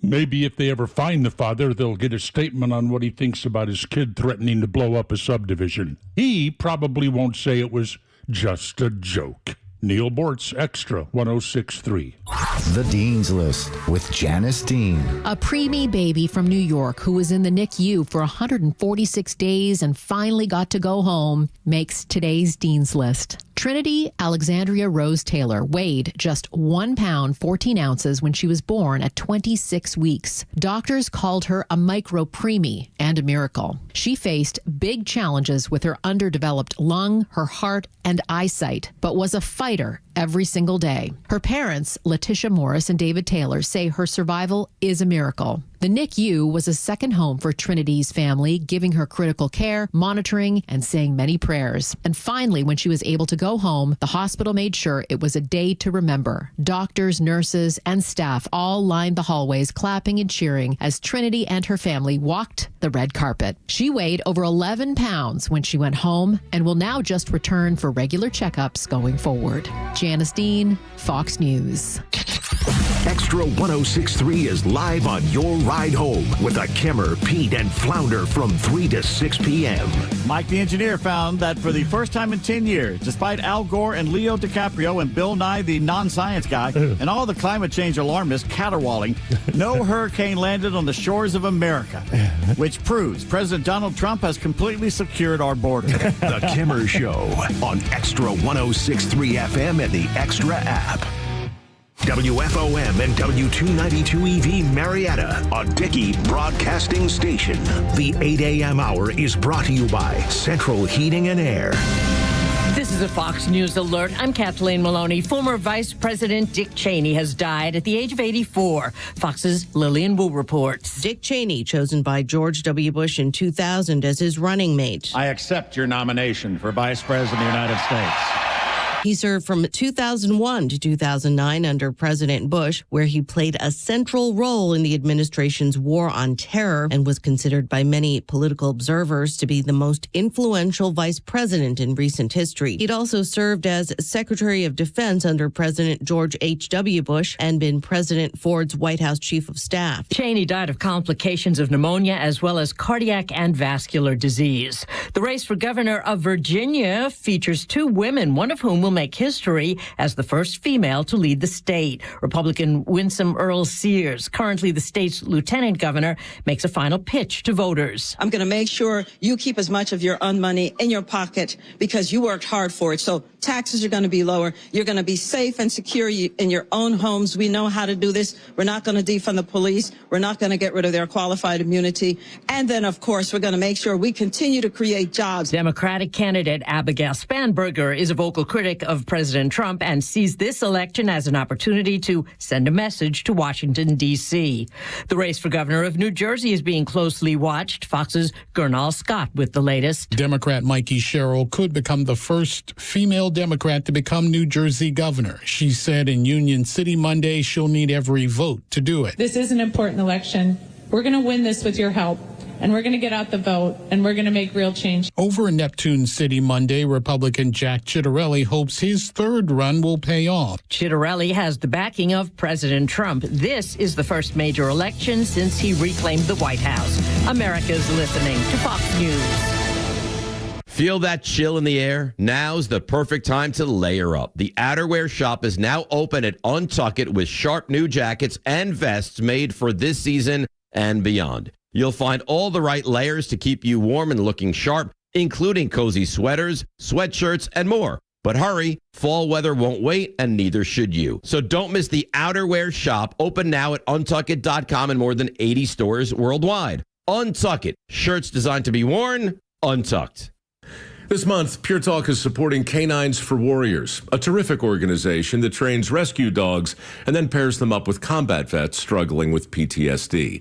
This is why I switched to Pure Talk. Sure, I like the unlimited talk, text, and plenty of 5G data for just $25 a month, and you will too. But you will love being in business with a company that shares your values. Dial pound 250, say micro, and switch to an American wireless company that actually stands for something. Pure Talk. I wake up every morning with the Morning Xtra. Tug and Los until 10 on Extra 106.3. Thank you so much for waking up and driving to work or driving the kids to school or wherever your day takes you, allowing us to come along with you. Talk about things that matter, talk about things that are important. and hopefully, changing this country, changing our communities, changing things for the better. It's Election Day, y'all. That's where it starts. That's where it starts, getting out and voting. I opened up Instagram this morning. There was a reminder, hey, it's Election Day. Make sure you want to pull up a sample ballot. And I did, just to glance at it. That way, when I get out of here and I go vote, that I'm already set. I know what I'm picking. I know what I'm choosing. I want to see because it always tends to happen afterwards. You start looking at ballots from around the country, and you start noticing little things where you go like, wait a minute, why? Like, for instance, I was reading about how in New York City, their ballots are a little bit funky in that there are people's names that appear on the ballot that are no longer in the mayor race. So I'm like, is there some truth to that? Because that's what was being discussed yesterday. Now, if you remember during the primary before the general election in November, if you recall, RFK had dropped out, but they wouldn't take him off the ballots. What was it, Minnesota maybe? There was a handful of places, so it actually doesn't surprise me if that were the case in New York City today, since there's already a precedent set. So, for instance, on the New York ballot, Eric Adams is still on there. Yeah, and he's dropped out. He's dropped out of the race. Dude. So there's a little weird things on some of these when you start going through them and going, wait a minute. Like, that's not supposed to be on there. But in New York City, yeah. Yeah. How else do you get the communists elected safely? That's right. We got to make sure that everything's convoluted and make sure that it's really challenging and complicated for anybody that wants to make a decision about what happens in New York. But, I mean... And by the way, that's the funny part, too. If you are looking for Andrew Cuomo, which the great killer of grandparents, and somehow that's the better option. That's the better option than the communist. His name is the last on the bottom right. Oh. So you got to go search it out if you want to find it. Yeah, absolutely. And, you got a paper ballot there that you're looking at, and I bet most people vote on a digital page. I wonder if every name appears, or do you have to scroll to get to it? You know what I mean? So like if the page is too big or the ballot's too big, then you have to scroll down to even get to an Andrew Cuomo if you wanted to vote for him. Let's say in this country we vote top to bottom, left to right, right? Yep. All right. Can you see that Tug first name right here? Yes, that's right. Yeah. So Mamdani. Very, very first. Top and left. You have to go all the way to the bottom right to see Cuomo. Got it. In fact, here's the other fun part. You actually have Mamdani's name twice on the opening lines. Why is that? Do we? That's odd to have your name twice on the ballot. Twice on the ballot before you ever get to your primary competitor. Making sure that Mamdani is seen, very well seen. Trying to get the low information voter that just has heard a name. Again, this is why I like looking at ballots when the images start getting out there and you go, oh, okay. Because if you don't think that your government, at times, depending on what city or state, plays with ballots to do weird things, this is part of the game. Yeah. This is the sportsmanship of it. Good. It's nuts. Absolutely nuts. And kind of expected these days. You know that people want to change this country. You know that people want there's a silent revolution that seems to be happening. Where communism is on the move and socialism is on the move. I think it's 66% of Democrats say socialism is okay with them. I mean, that's a big number, dude. 66%. Some might call it a majority. Yeah, that's right. I just when I see the toying and it drives me up the wall, it makes me mad. I'm not trying to get mad about much, but when you're trying to monkey with people being able to do what they feel like is their civic duty and to choose wisely for their country and or their community, and you're trying to make it hard for them, that's as sinister as it comes. It's, for lack of a better term, in golf parlance, it's par for the course. Of course it is. It's just what happens with these communities. I know. This is how they ensure the direction that they wish to go. And when you talk about it, this is a communist outbreak. This is the chance to institute versions of communism in America's greatest city and then watch it fail. When you see elements of socialism, and predominantly they're on the West Coast, what do you know about San Francisco? Companies move out, and it's a dirty city all of a sudden. What do you know about Los Angeles? There are areas of Los Angeles that you wouldn't recognize as not being in the third world. You'd be like, what's all this trash? What's all with all this homeless? And you can just walk your way all up the Pacific Northwest. Yeah. Portland has the same problem. Seattle has the same problems. And these are areas where socialism has taken at least a foothold. And you see what happens. So I don't really think that the idea of communism, well, maybe if we try it here, dude, communist cousin socialism's already failed around the country. Absolutely. And around the world, killing 175 million people, I think is the number. And it's a relatively short history for communism, for going down this authoritarian road. You've seen what happened in Venezuela. You brought up Ender Inciarte yesterday, which I thought was so appropriate because he was a pretty beloved guy here, and he was very vocal about what had happened in his home country. A decade ago, he was talking about the transition that was going on in Venezuela and what it was doing to his family and to the society, and how, I mean, he was trying to put up the warning signs of, hey, I don't know if y'all notice what's going on in Central South America, but it's not good, and it's going to get people killed. Yeah. He's like, my country's falling apart, and it's all because of this move towards communism. Yeah, man. I just feel like there's so many people that are waving their hands going, New York, you don't know what it is that you're asking for. And there will be long-term ramifications. It won't just be the failing city of New York.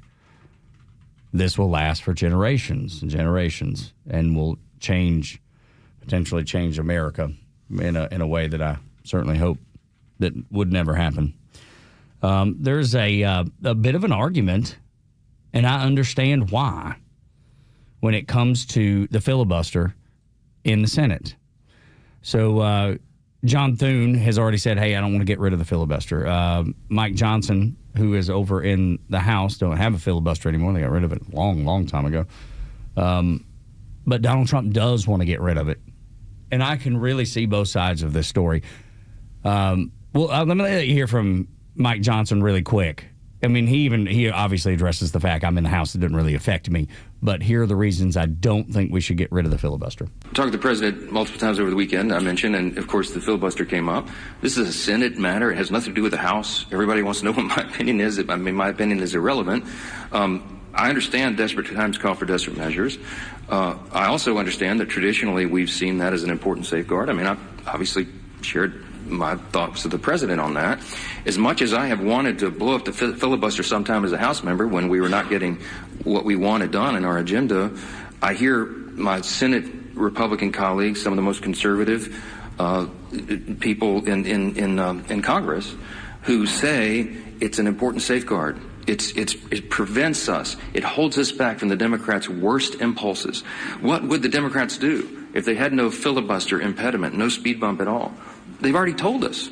They would pack the Supreme Court. You'd go from 9 to 13 or 15 or 17 or however many liberals they could pack on the court. You would have D.C. and Puerto Rico be made into states, which would give 4 additional Democrat senators there in the count and make us a permanent minority. I guess that would be their calculation. You would see massive restriction of the Second Amendment rights. You'd see them federalize elections so they could take over and manipulate things in the red states. I mean, there's a lot of abuses that could come. And so that's the caveat. That's what they're working through. And I speak frankly and honestly with the president, and he's very passionate about this. We're all very passionate. I think what you see in this debate we're having on our own side is a reflection of the anger that we feel, the real desperation that we feel, because we want the government to be reopened. We want to serve the American people as best we can. And any hindrance to that is something that everybody's looking at very carefully. Again, not a House issue. It's a Senate issue, and we'll see how that's resolved. The Democrats have always wanted to blow up the filibuster. They've always wanted to get rid of it so they could do the things that Mike Johnson's talking about. And the more and more I've thought about this, I was reluctant at first. The more and more I've thought about this last night and this morning, if the Democrats ever get in charge again, which, let's face it, it's going to happen at some point. They will be in charge again. They're going to do it anyway. They're going to do it anyway. So we already had this scenario where the nuclear option ends up being now a regular practice, and that was because of the Democrats. It's like, okay, y'all want to play it that way? We'll play it that way as well. They've got the power of 51. Here's how it's going to be. And it's going to be on spending and spending alone. Here's how it'll play. The filibuster, in my opinion, is exactly what Mike Johnson's bringing up, and it would also be a scenario where I know it's frustrating right now because the government's not open and you have all these different issues. What I would rather say is it's breaking the Democrats. It's not working out for them. Right. You mean the shutdown. Because they own it. Let them break. Let them break. I agree with that. Because if you ever get rid of the filibuster, you then now let them play into their impulses. And remember, this is a group of people that when they cheated and won an election through drop boxes and a cadaver of a president, and he wasn't even charged after the 5th day, and the auto pen was at work, they opened up the floodgates and allowed at least 10 million people into this country to break the system. Do you really think that if we eliminated the filibuster, that suddenly they're going to stop there? No, absolutely not. Once they have 51? Right. Which is the point that Thune and Mike Johnson are making. Protection that is needed. Which makes sense to me. But what Donald Trump is arguing, and the more I listen to it, he's being a little persuasive with me. I think he's being the guy that realizes I have a little bit over 3 years. I need this. I got to get things done. I got to get things done, and I can't do anything. And that's part of the design is to keep the government out of work. Yep. And for him, I think his thinking is, you've already seen what the Democrats are capable of when they get back in power. And again, like I said, it's cyclical. At some point, they will. They're going to get rid of the filibuster anyway. They're going to do it. They will make that happen. Because there will be whatever it is they're trying to pass, they'll run up against it. And they will say, we're getting rid of this. We're going to vote for it and get rid of it. So I think that's where Donald Trump is coming from in that. And from his perspective, let's get what we can get done. Let's get his agenda implemented. Let's get the things that we want passed, and the legislation that we want done, created and voted for and done. That's the toss-up. That's the argument. And I feel like I'm hung in the middle a little bit because I know what he wants to accomplish is beneficial for America. But then when you hear from Mike Johnson going, you have to realize that they're going to use it too, that's when it almost feels like a double-edged sword. Like I don't know which way to go on this. I don't know what to believe. I don't know what to make. 404-741-1230, if you can help me make that decision, because I don't know right now. I just don't believe you would even get enough Republican senators to even sign on to it. You know it currently. Knowing the danger of if you were ever to get rid of the filibuster and say, okay, we're changing up the rules on the fly, I think you would be hard-pressed to find... I think you would be hard-pressed to get to 40 Republican senators that would sign on with it. And besides, because of the longer terms and because of the nature of the establishment end of the Senate, these people are looking as like they're partners with Donald Trump, not that they're working with or for Donald Trump. Right. So they're not gonna bend to his will on these things. Yeah. 404-741-1230. David's in Kennesaw. What's up, man? Guys, the reason I think they want to get rid of the filibuster more than anything is because it would be the fastest way they could undo everything Donald Trump has done. And it won't have nothing to do with politics, but it'll have everything to do with hate for that man. Yeah, look, David, no argument there whatsoever. So I understand that, and that's the thing that I'm trying to decide in my head. Okay, if he were to, if let's say they did get the votes and you move that legislation or whatever it is that Trump wants to get accomplished and reopening the government,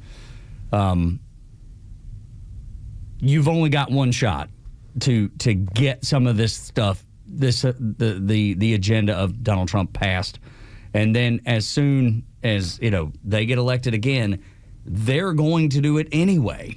So why not use it in your favor to benefit you and the country right now, knowing that that's going to happen eventually. Because I believe they would have a very hard time on their own getting the same deal. I believe that when it comes to the Senate, the Democrats would have the same exact difficult time if they were ever in the majority being able to get rid of the filibuster in the same way that the Republicans would have this problem. Now, keep in mind, too, when you look at what the Green New Deal, how it all came about, and how largely it's a spending bill. It's what it was. Yeah, sure.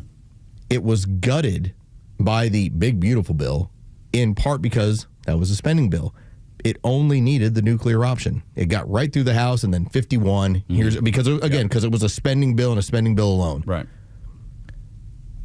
That's where it's going to be, in my opinion, tit for tat for the next several administrations. Sure. Where I'm going to use the nuclear option knowing that I can't get 60 votes on this stuff. Because what has gone on is you now have these fighters that have retreated to their corners. One of them is the Republicans, and they're over there standing in their corner, ready to fight you sometimes. And then there's the Democrats that are punching themselves in the face in their corner.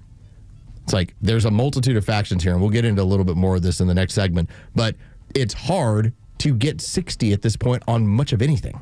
Yeah, no. Especially when it has a large impact on the country. Oh, Lord. It's... So everything goes to get it through the House and then nuclear option that thing through the Senate. We can sit back because it's going to be interesting to see how it plays out with both John Thune and Johnson not wanting to get rid of it, yet Trump being as persuasive as he is and being as demanding as he is, not getting his way. That's going to be interesting to see the way that plays out. Tug and Los until 10 on the Morning Extra. 8 o'clock hours brought to you by Central Heating and Air Conditioning, your Atlanta carrier experts. 770-GET-HEAT, centralheat.com. The electoral map of 1860 is the subject of Storytime next with Front Office Los on Extra 106.3. When political discourse gets ugly, count on Extra 106.3 to be the voice of reason when tempers flare. The violent rhetoric from the left won't change our mission. It won't affect our hearts, and it won't stop us from being the voice of our community. Proud to be the conservative voice of Atlanta. Extra 106.3 FM and the Extra app. I'd like to invite you to go to southernexteriors.co, southernexteriors.co, even if you don't have a need for a exterior remodel now as we speak. The reason I want you to go there is because I bet you do know someone who's in need of that, an exterior remodel. And this Christmas holiday season, Southern Exteriors is going to give away a free James Hardy siding, the best in the business. James Hardy siding remodel could be up to like $30,000, depending on the size of the house. You can nominate someone for this remodel. It will be handled for them. All you have to do is register their name at southernexteriors.co. Top left corner, red button, Christmas giveaway. And then fill in the information. Tell us why you want to select that person or have them selected to get this free James Hardy siding remodel of their home. Is it a friend? Is it a family member? It could even be you. Maybe you need that. Go to southernexteriors.co and tell us why. southernexteriors.co, southernexteriors.co. This is Bruce Hagan. The law in Georgia has changed, and it's going to be harder than ever to get fair treatment on your personal injury claim. If you have been injured through no fault of your own, call me. You need a real lawyer, and that's who we are. We're not some TV and billboard lawyers who don't even know how to get to the courthouse. I've been a Georgia super lawyer for 20 consecutive years, and that's because I try cases and I win cases. We get results for our clients, and we can get results for you. Hagan-law.com. If you're looking to take your coaching game to the next level, the Atlanta Braves invite you to join the annual Braves Coaches Clinic held at Truist Park Saturday, December 6th. This one-day clinic will include instruction from members of the Braves' current Major League coaching staff, in addition to notable Braves alumni. The clinic is perfect for coaches at every level of the game, from youth baseball through high school. Learn more and register today for only $30 at braves.com/clinics. I'm Ed Evans, CEO of Consumer Cellular. Ever wonder why the big wireless companies want you on an unlimited plan? It's because they need you to help cover the cost of the 20-somethings who are using a lot of data every month. Fact is, according to the latest research studies, most people 50 and up, like me, only use 12 gigs or less each month. Don't get bamboozled by big wireless. At Consumer Cellular, pick what suits your needs. Whether it's 1 gig, 5, 10, or unlimited, the point is, pay for exactly what you need and nothing more. We use the same towers as the big guys, but since we don't own and maintain them, we can pass the savings on to you. Our plans start at just $20 a month, and you'll get the best customer service in the business. I want to invite you to join the millions of people who choose something better than big wireless. Because if you're not using all that data, you're probably getting used. Call 1-888-FREEDOM or visit consumercellular.com/facts. Plans include $5 credit for auto pay and e-billing. See site for additional facts. Securing America. War Secretary Pete Hegseth is continuing his trip through Asia. During a recent stop in Vietnam, he met with that country's defense minister and highlighted how far the relationship between the two countries has come since the end of the Vietnam War in the mid-'70s and the implementation of official diplomatic relations 30 years ago. In 3 decades, the U.S. and Vietnam have gone from enemies to partners. Hegseth explaining further, our military relationship demonstrates our friendship and our cooperation. While admitting that the legacies of the Vietnam War, both good and bad, cannot be ignored. That remains the foundation of our defense relationship and is a top priority for this administration and the Department of War. Hegseth also pledging, we are committed to maintaining peace and prosperity in the Asia-Pacific region. Kevin Uretsky, Fox News. The stories that matter to you. These are your Georgia headlines. Here are your Georgia headlines for Tuesday, November 4th. Today is Election Day for municipal, local, and some state races. Polls in Cobb, Cherokee, and Fulton counties are open from 7 a.m. to 7 p.m. Special referendums in Fulton County include homestead exemptions on school district property taxes for senior residents.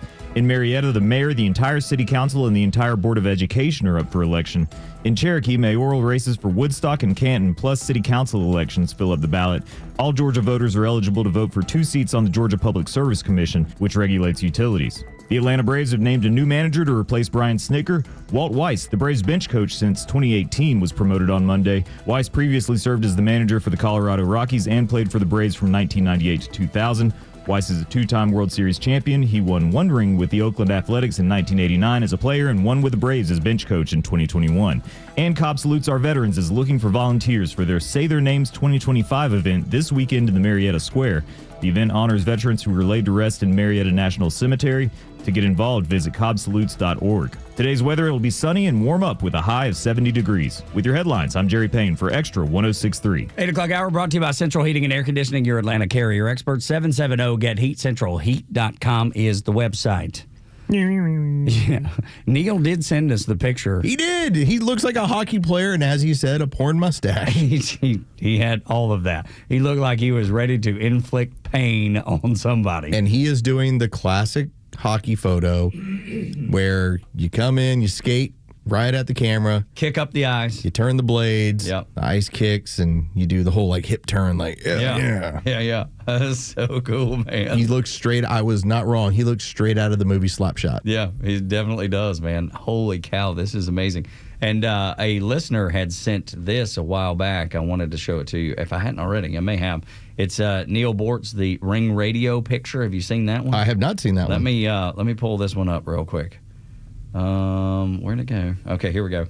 And I'll spin it around for the YouTube folks to see it. This is what Neil was always talking about. His first gig, wasn't it? Ring Radio. Ring Radio. 680 AM, which is now 35-year heritage sports station, The Fan. That's right. But way back in the day, it was Neil Bortz doing Ring Radio. Didn't somebody, kick the bucket or something, and he came in and covered and he never said left? That's the story. Yeah. The guy passed on to the next plane of existence, and Neil rolled in to say, hey, I can fill that spot. Gosh, man.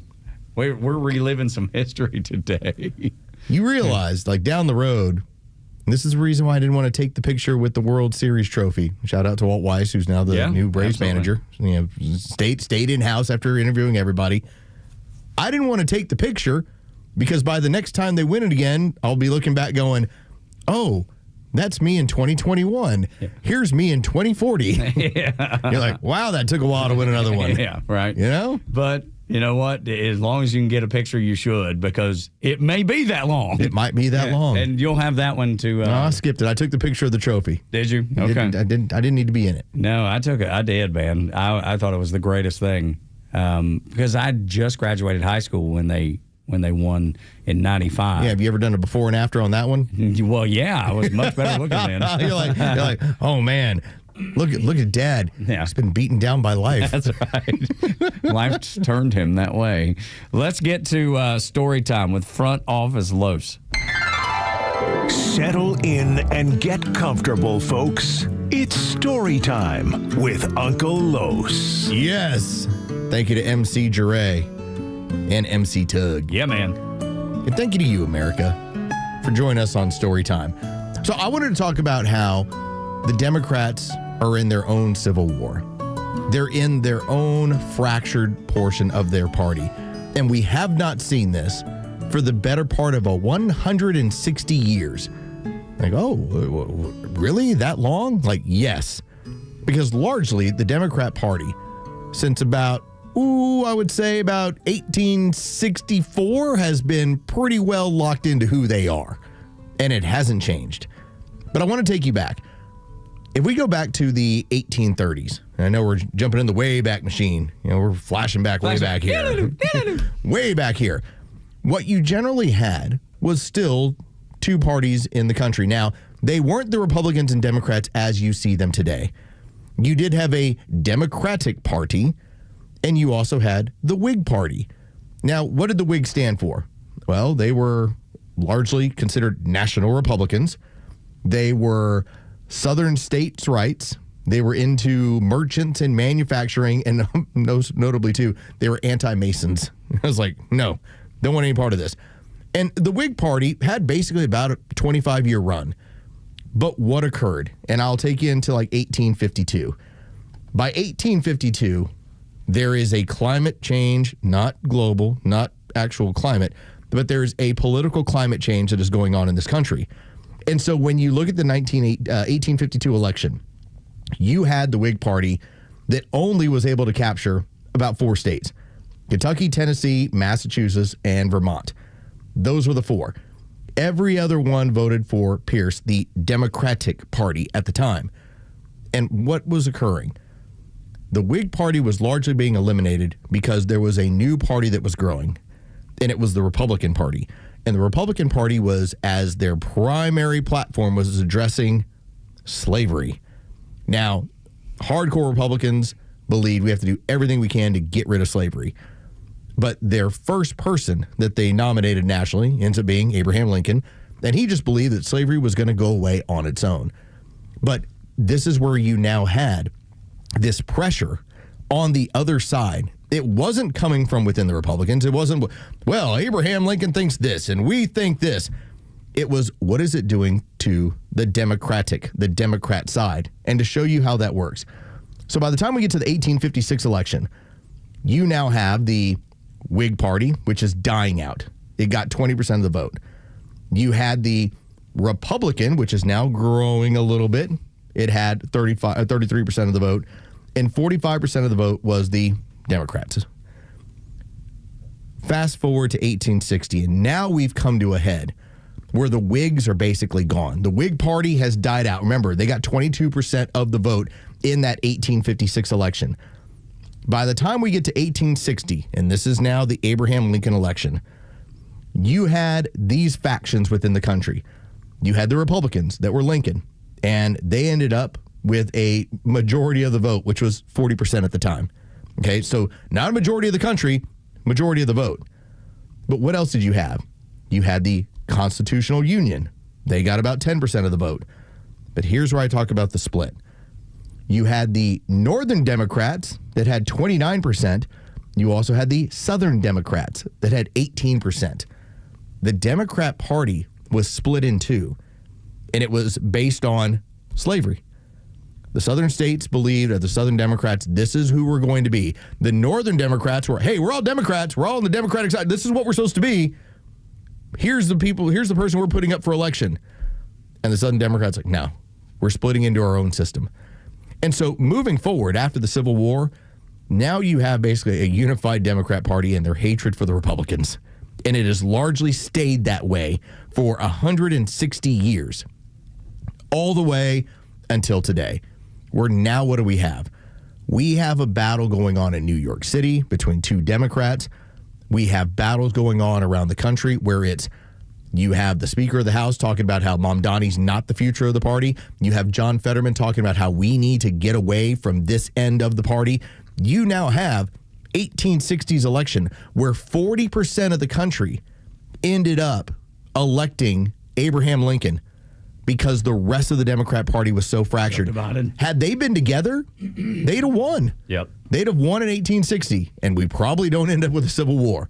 But that's what it caused. And so when you hear from people that are saying, oh, no, the Democrats, they're all together. No, they're in a battle. In fact, the reason why we're in a shutdown is because you have the establishment end of the party. Think of the Northern Democrats right now fighting the fanatical end of the party, the Southern Democrats, who all they want to do is derail Donald Trump and this administration, no matter who it hurts. That's story time. Man, they have been fighting this. It's crazy to hear what history does and the cyclical nature of history. Isn't it crazy to think that something so similar was happening 160 years ago? We're reliving a moment in history. Like we've talked about it, like, of course, every day you're living history, but we are seeing something that's not happened in so long again. And most people probably didn't recognize it then, and they don't recognize it now. Well, you think about what happened in 1860. That was largely splitting up a party over the issue of slavery and states' rights and how people were going to be counted. I mean, there's so many issues involved there. What is it today? It's not abortion. It's not gun rights. What it comes down to is basically political structure. Communism, socialism versus capitalism, which is never supposed to be the argument in this country. Ever.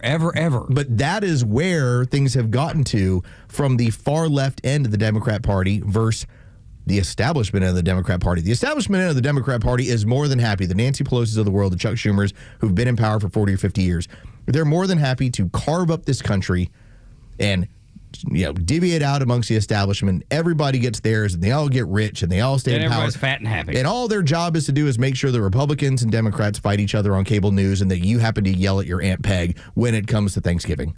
That's what their goal is.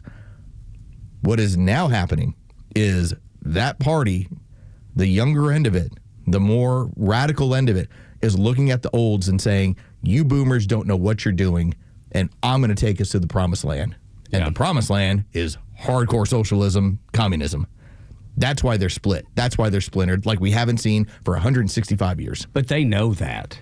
That's the fight. They know that. That's the battle going on. Even though you have, like, because you brought up Hakeem Jeffries saying that he is not, that communism or socialism is not the direction of the party. And then John Fetterman, I saw a clip this morning of him on Jesse Waters' show saying, oh, no, that's not. And look, I have respect for John Fetterman. I think he says the right things. I don't think he votes the right way. And he said, I'm never going to be a Republican. He was like, I'm just going to be a reasonable Democrat. John, there's not a place for you. No. In fact, in your own party. They're trying to primary you out of it. But for him to say that on national television makes him look less than intelligent, because everything that's happening right in front of all of our faces, we can't miss it. He's wrong, and he knows he's wrong, yet he's going and saying another thing. It's like when I brought up the Kathy Hochul thing, when she's endorsing Mamdani but saying, no, we can't do any of these things. You're talking out of both sides of your mouth. You can't have it both ways. I want to play this for you. So this is our treasurer, John Kennedy. From Louisiana. And he spells out, and again, he's got a really clear look at it in the Senate. He's seeing how this all plays out. Here's how John Kennedy describes what's going on with the Democrats. There's been no reflection, introspection, or course correction. So I don't see them changing. And now if you look at the front runners for president, you got Buttigieg, Kamala, Gavin, AOC. Is that the future of this party now? Well, I don't think they have a future until they stand up to the loon wing of their party. The loon wing, though, the socialist wing is in control. They're about to elect Mr. Mondani mayor of New York. And this group, we remember them from the Biden days when they had influence with President Biden. They hyperventilate if you use the wrong pronoun. They think Abraham Lincoln and George Washington and Thomas Jefferson and Dr. Zeus and Mr. Potato Head are a bunch of racists. They think children ought to be able to change genders at recess. The American people don't think that. And many Democrats don't. I want to be fair. But the loon wing does, and they're in control. Well, I mean, who are the ones that's basically John that's the home run right there. Yeah, that's right. That is that 1860s mentality of you've got the Northern Democrats saying, "Hey, we got to have an election and let's get this done," and then you had the loon wing. They were just saying, "No matter what, we'd rather shoot." That's right. We'd rather shoot than to have this discussion and have this out politically. He said they must stand up to the loon wing of their party. They're not going to stand up to the loon wing of their party. You had Kathy Hochul, who had a chance to stand up. They're afraid of the loon wing of their party. They're horrified of it. And they're committing suicide as a party. That party is dying, and it will become the Democrat Socialists. That will be the predominant party on the left. We had talked about what had happened in Venezuela when you had socialism, communism that came to be a part of that country. And I just want to give you the numbers as far as GDP. The average person in Venezuela at the time, going back to 2012, was making $15,000. Now, it doesn't sound crazy, but as we talked about around the world, it was $2,000. Right. It's like around. So you have a pretty high standard of living for something that's not first world. That was double the average of most people's earnings in the world. It's now $4,000. Yeah, which is now below $2,000. You have seen people's average per capita income go from $15,000 to $4,000. That puts them back in line with what's going on in like sub-Saharan Africa. That's right. Yeah. That's what communism did to that country. So that's what the left has chosen here. And that's the fear that I have for the future of America, because this doesn't stop at New York. Even when New York fails, this is going to continue to grow. This cancer will continue to grow. It is something we are going to have to fight for the rest of our lives, and your kids' lives, and your grandkids' lives. 8 o'clock hour brought to you by Central Heating and Air Conditioning, your Atlanta carrier expert, 770-GET-HEAT, centralheat.com. When we come back, Nancy loves Newsom for bad reasons. Next on Extra. Sports news powered by 680 The Fan and driven to extra listeners by RBM of Atlanta in Sandy Springs, Atlanta's Mercedes-Benz connection since 1964. Good morning. Here are your sports headlines for Tuesday, November 4th. The 3-4 Atlanta Hawks are back at home tonight as they host the 3-4 Orlando Magic. The Magic are a slight favorite for this matchup at State Farm Arena.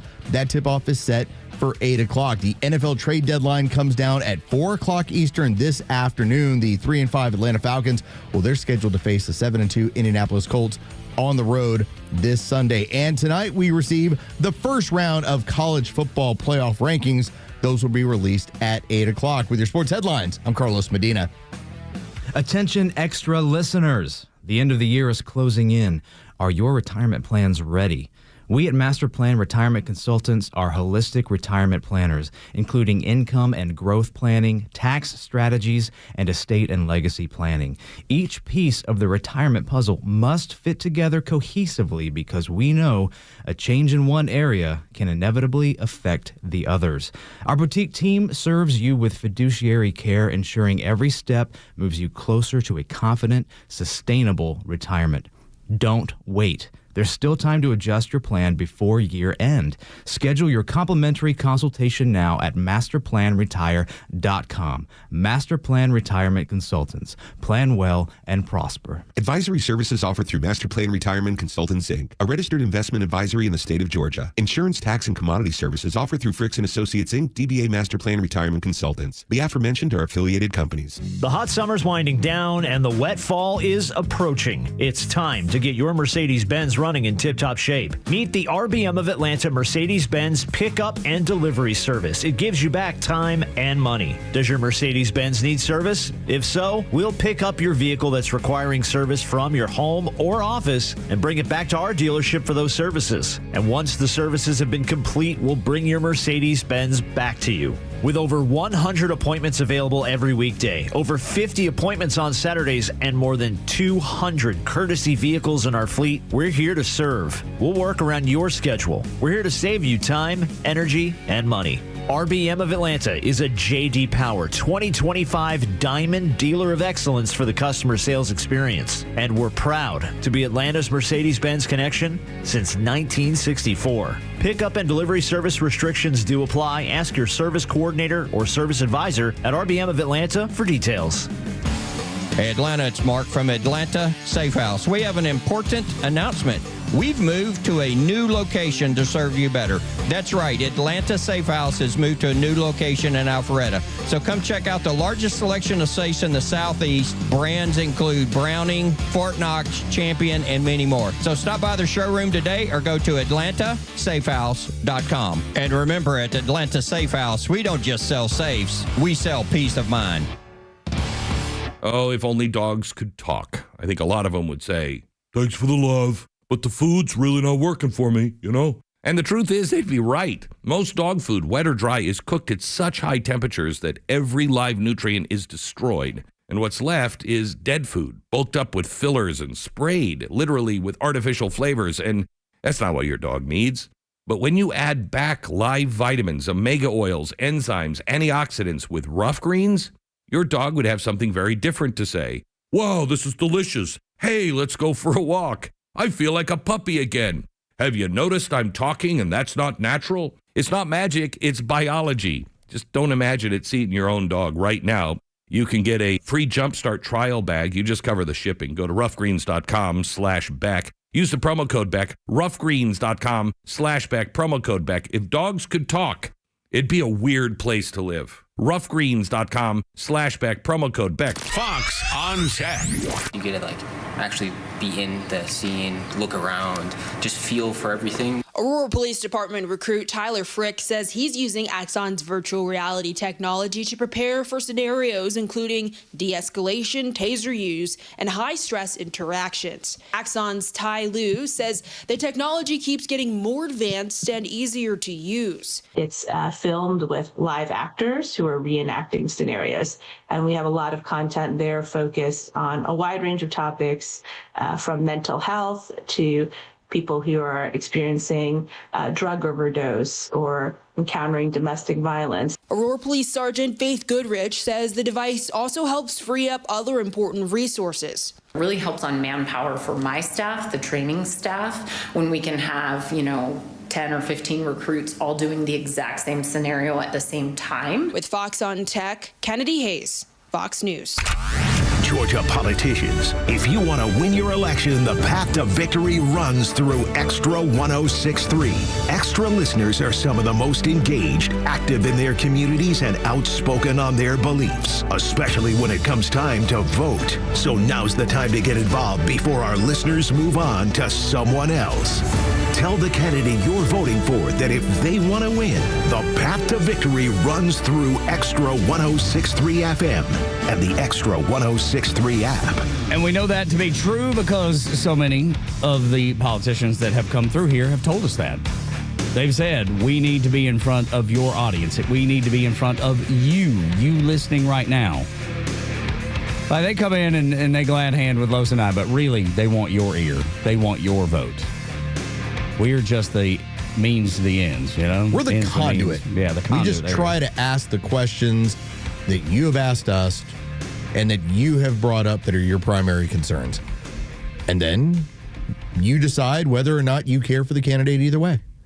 Yeah, it's pretty easy. As important as today is, keep in mind, we're then going to be into primary season.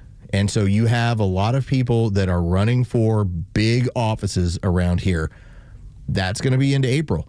So pay attention, because that's going to be that next round of, we're going to have a lot of people that are going to come through here, and a multitude of them will be running all for the same office. And so it's part of your evaluation to decide what you like about them, what about their policies. We bring up stuff from their website. We ask them to explain it. I thought it was really important when we had Chris Carr in here.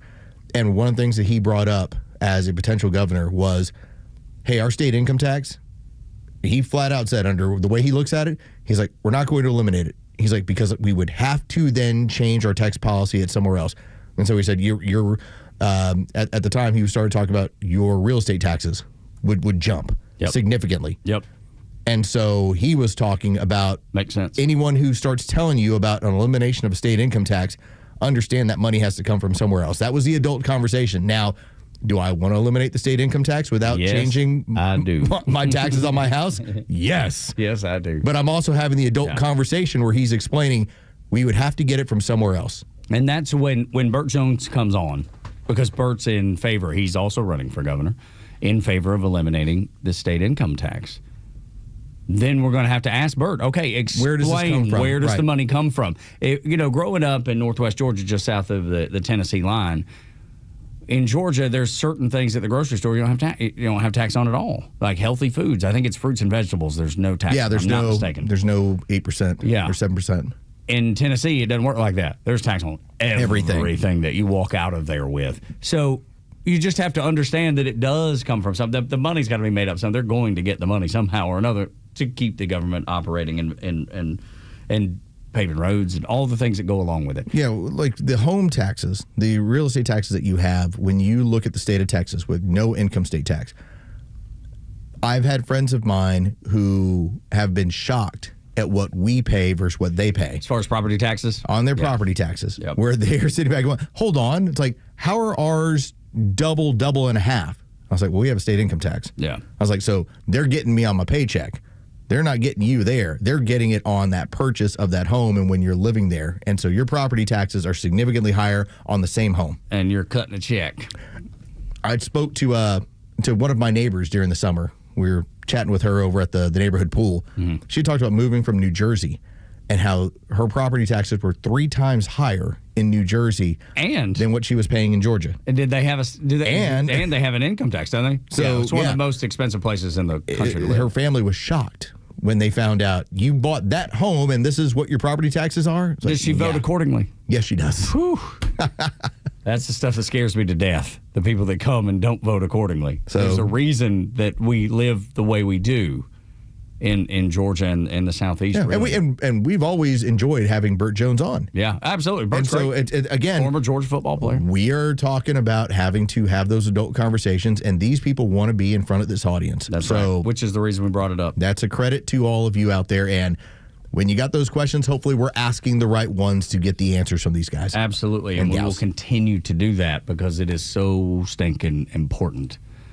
The trend of the country, the trend of this radio station, and you being a part is so important, and the trend continues to grow. And you have Donald Trump, who is doing everything that he campaigned on. You have to be satisfied with that. Now, the Democrats, on the other hand, they hate it. He's a politician doing what he said. How novel. This how is weird. Terrible idea. I hate this idea.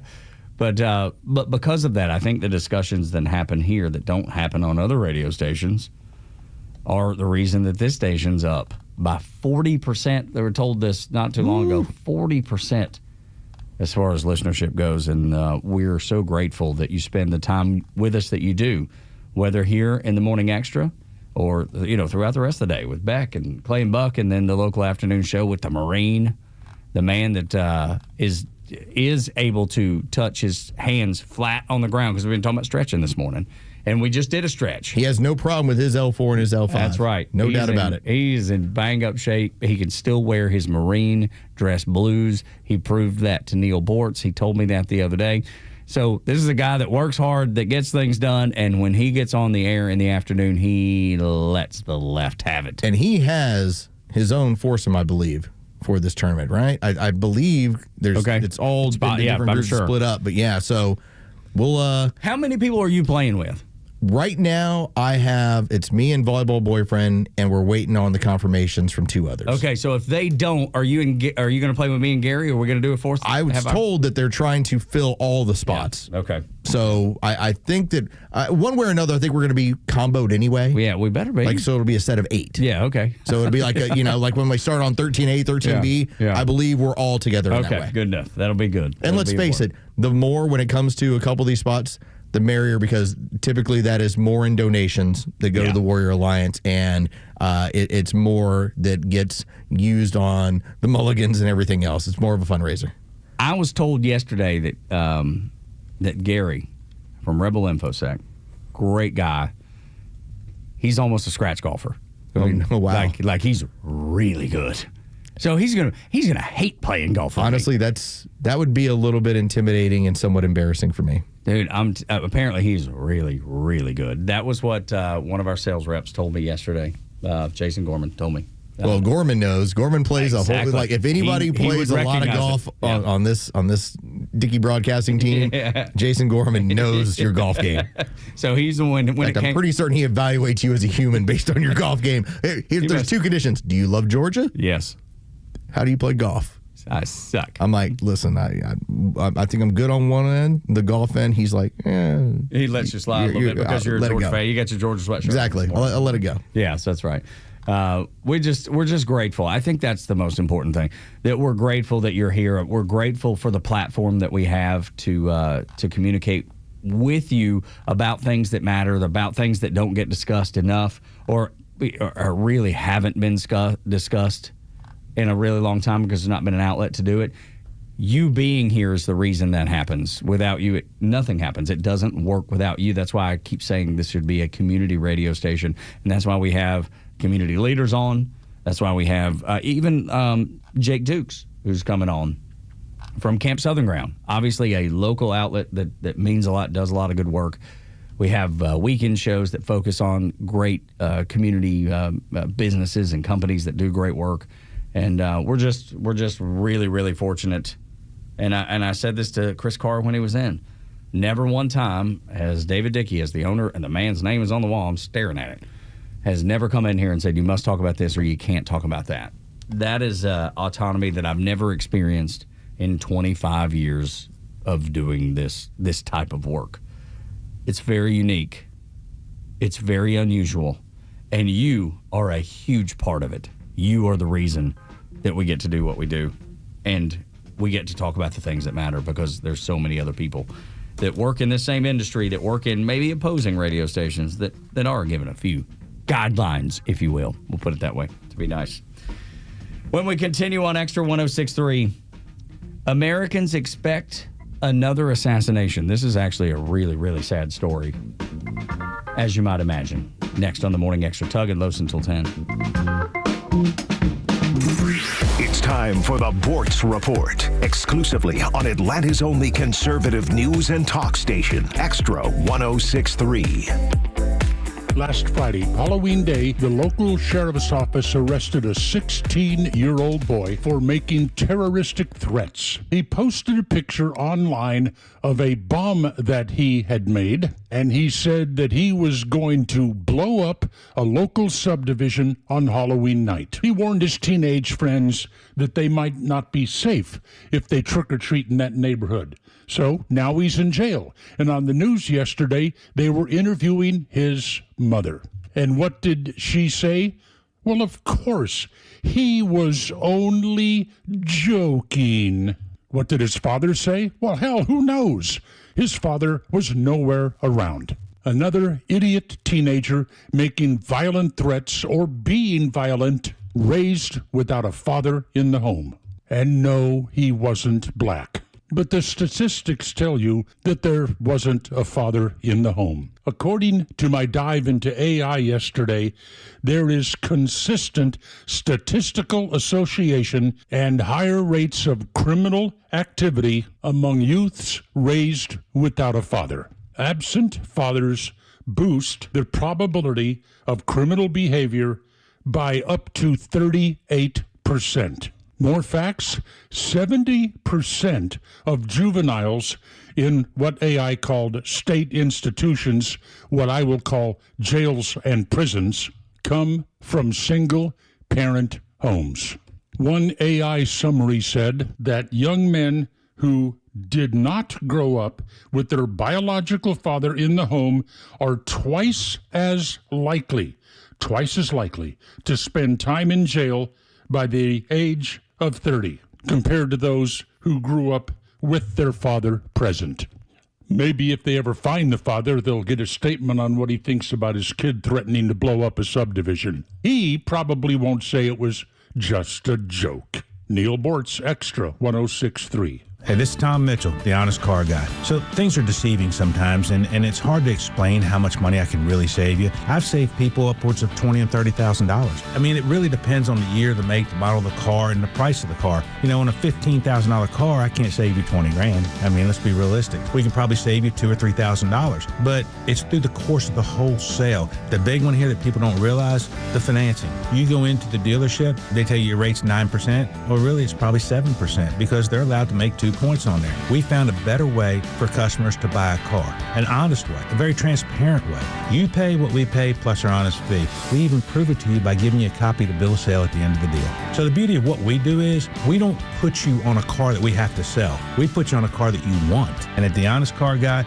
you'll save an average of $5,000 to $10,000 depending on the price of the car. Call 1-844-SHOW-ME-1. That's 844-SHOW-ME, the number 1, or visit honestcarguy.com.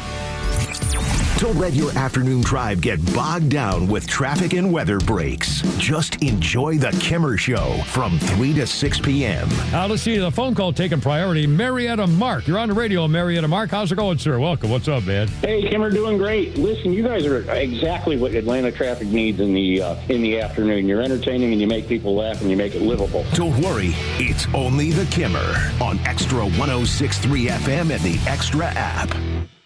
WFOM and W292 EV Marietta, a Dickey broadcasting station. The 9 a.m. hour is presented by Southern Exteriors. Quality and precision you can rely on. Former Vice President Dick Cheney has died due to complications of pneumonia as well as cardiac and vascular disease. He was 84. In 2004, Cheney accepted his party's vice presidential nomination at the Republican National Convention in New York City. Mr. Chairman, delegates, distinguished guests and fellow Americans, I accept your nomination for Vice President of the United States. Cheney is considered one of the most influential but polarizing VPs in U.S. history. Former President Bush says history will remember him as among the finest public servants of his generation.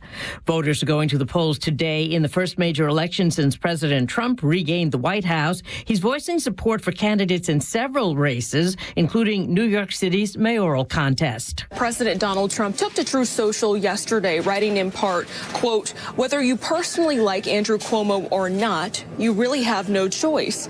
The self-described Democratic socialist Zohran Mamdani told supporters he'd known for months Trump's endorsement of Cuomo was coming. Former Governor Andrew Cuomo, running as an independent, has tried to court conservatives and moderates while also staying in the good graces of Democrats.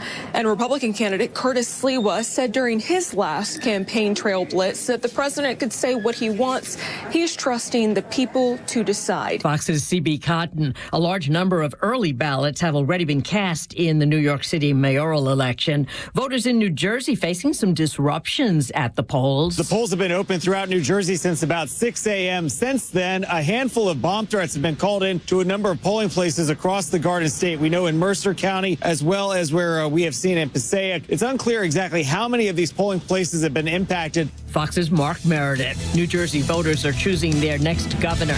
America's listening to Fox News. Feel that chill in the air? Now's the perfect time to layer up. The outerwear shop is now open at Untuck It with sharp new jackets and vests made for this season and beyond. You'll find all the right layers to keep you warm and looking sharp, including cozy sweaters, sweatshirts, and more. But hurry, fall weather won't wait, and neither should you. So don't miss the outerwear shop, open now at untuckit.com in more than 80 stores worldwide. Untuck It, shirts designed to be worn, untucked. This month, Pure Talk is supporting Canines for Warriors, a terrific organization that trains rescue dogs and then pairs them up with combat vets struggling with PTSD. This is why I switched to Pure Talk. Sure, I like the unlimited talk, text, and plenty of 5G data for just $25 a month, and you will too. But you will love being in business with a company that shares your values. Dial pound 250, say micro, and switch to an American wireless company that actually stands for something. Pure Talk. Extra 1063 wants to know, is this what you voted for? Call 404-741-1230 and let us know on the Morning Extra. Tug and Los until 10 on Extra 1063. It's been quite the day. It's been busy. We started out with the news of the passing of Dick Cheney. Well, hold on. We started out with a pretty impressive toe touch. Well, there was that, yes. True. You went David Lee Roth at 6:03 to open up the show to wake things up. Which may have caused passing of Dick Cheney. No. May have caused Dick Cheney to pass on. Y'all are trying to lay that at my feet, and he passed last night, not this morning. VP Cheney said, that's about enough of this. Were you practicing toe touches last night? This plane of existence. No, I was not. Nope, I wasn't. Trying to think you know what I did last night? Just because I got done doing the little country show and came up, and for whatever reason, the TV was just left on, and Name That Tune was on. There's a new show, I guess. You'd be the best player in the world. You'd think, but I didn't do all that well. I did okay at best, but I didn't like the production, the way it's handled. It's all weird and choppy, and Randy Jackson from American Idol used to be the bassist for Journey, was he's on that show. They should have gotten Randy Watson. They should have, if they would have. And Sexual Chocolate. If they would have been so much better. Randy Travis. Or Randy Travis, that's right. Randy's not in shape. Yeah, I don't know if he's in showbiz shape right now. Yeah, he's not able to. AI is pretty impressive. Dude, that AI song that they did with him is amazing. It was last year. Some might call it fighting shape, and he's not quite in fighting shape right now. He is not there. But yeah, I didn't care for Name That Tune. I thought for sure I'd like it, but I didn't. So that's what I did last night. I did not kill Dick Cheney. I feel like y'all are going to leave this at my feet anyway. I just wanted to lay out just to see how long. In fact, I know what the next promo is. I did not kill Dick Cheney.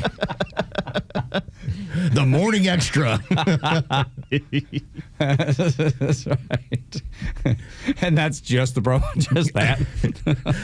The Morning Extra. I did not kill Dick Cheney. On Extra 1063. Listen every morning. Well, if you just get rid of did not, then we're in a really good place. I'm pretty good with an editing knife. Yeah. I was going to say, this man's he's a wizard back there. I did kill Dick Cheney. Well, now it's easy. You just did I figured I would help you. For me. I will help you. No, I did not, of course not. But yes, 84, and he passed on. And as we said, a very complicated existence as the vice president under George W. Bush, in that, to me, he was the primary policymaker when it came to what our work was going to be done overseas. I will say that I think he wore two different hats, because when Dick Cheney told us all, as far as this is going on in Afghanistan, and George W. Bush told us we're going to hit him, and Dick Cheney's like, we're going to go hit them, there was a confidence of, we have the right group, for lack of a better term, of a-holes ready to go. Yeah, they're to ready to hit roll. these people back for what they did on 9/11. To then see that extend over into Iraq, and hey, listen, it took quite a number of us, including myself, a while to go, what the hell are we doing here? Wait, well, there are no weapons of mass destruction. That was what exactly is going on here? That was completely made up. That's terrible, dude. To send a country to war over a complete falsehood. And so much of this was and not to take it off George W. Bush's plate or Cheney's plate, but a lot of this was, here's your deep state longing for a fight. Yep. and wanted to be active overseas, and let's go over into Iraq. And so they were given intelligence that turned out to be, you can call it one of two ways. It was either dead wrong or completely misleading and false. Or a combination. And General Colin Powell then went and sold that information to United Nations as if it was true. Yeah, it was complicated. Got us in a bad way for sure. And it took us a long time to realize that what we had done and what we been a part of. For those of you who are part of the 4 Hour Club, thank you. Appreciate you. But if you heard us in the 7 o'clock hour talking about this, we did bring up one of the forefathers of, hey, this is a bad idea, we need to get out of this stuff, was Donald Trump. Right. He was one of the first people early on that was telling us, and this was like 07, 08, 09. He's like, this is stupid. And the mantra hasn't changed. No, it's consistently been like, we shouldn't be going overseas doing this stuff. And now he's in a position where he can put an end to some of these and have. He has put an end to, what is it, 8? If you're counting, I think it's 8.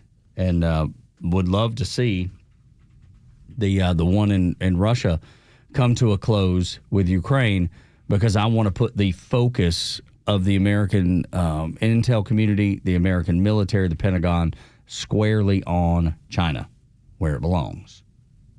I mean, you're talking about what's happening in New York City, and then what's happening in Venezuela, what's happening in China. They're all communists. They all despise America and what America is and what it stands for. They despise it and would love to tear it down. 9 o'clock hours brought to you by Southern Exteriors, your home exterior solution since 1999, 8779 Southern, southernexteriors.co, giving away a full-on James Hardy siding remodel. southernexteriors.co, top left, red button, Christmas giveaway. Click there, get registered, or register someone that you feel like would be a good fit for this. Maybe you don't have a really great gift to give away this year. Yeah, that would do it. If you win this, that would be it. It's an awesome gift. Man, it could be up to $30,000. The best siding that's made, the best siding in the world, put on a house, yours or someone that you know and love. I want a big tree to fit that under there. It's true. Like, I want to win so I can give it to Jure. Do you need siding? Well, no, we would just have boxes and boxes of siding that just be sitting outside his front door. I'm not turning it away. Yeah, that's right. Absolutely. It's the best in the world. It's the best siding. It is great. James Hardy is outstanding siding. Yeah, let's go. If you are super home improvement HGTV nerd like me, like, oh yeah, some good stuff. Now, will Chuck and the boy band, will all them, is that who's delivering this? Oh, you're talking about Noah and Mike and the boy band. Yeah, absolutely. Yeah, those guys. All right. Yeah, I mean, I'm sure they will. Come in dancing, leave dancing. Yeah, for sure, man. Get that work done. Exciting. Yeah. And a song. Yeah, and the rest of the team too, man. They're all incredibly talented, but great guys. I read this last night from Politico, and just kind of shook my head because, yeah, of course. Politico says Americans expect political assassination. They expect a politician to be assassinated in the next few years. They say political violence in younger folks is deemed more acceptable than older folks, and I'd say that's because younger folks have been indoctrinated in schools their entire life. If you saw what the reaction to the murder, the callous, cold-blooded murder of Charlie Kirk caused those on the left to do.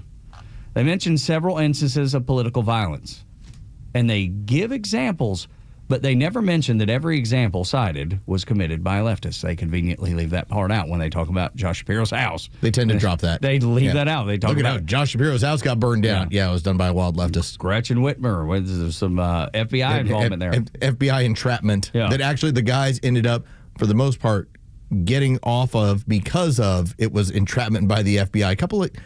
The FBI is so filthy during that time period because they needed we need a high profile case that we can point to that we ended a potential kidnapping.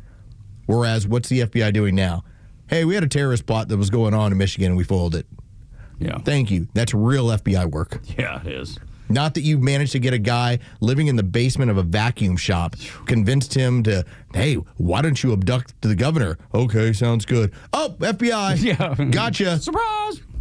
Dude, it's just so weird. But this article, like I said, every one-sided was carried out by a leftist.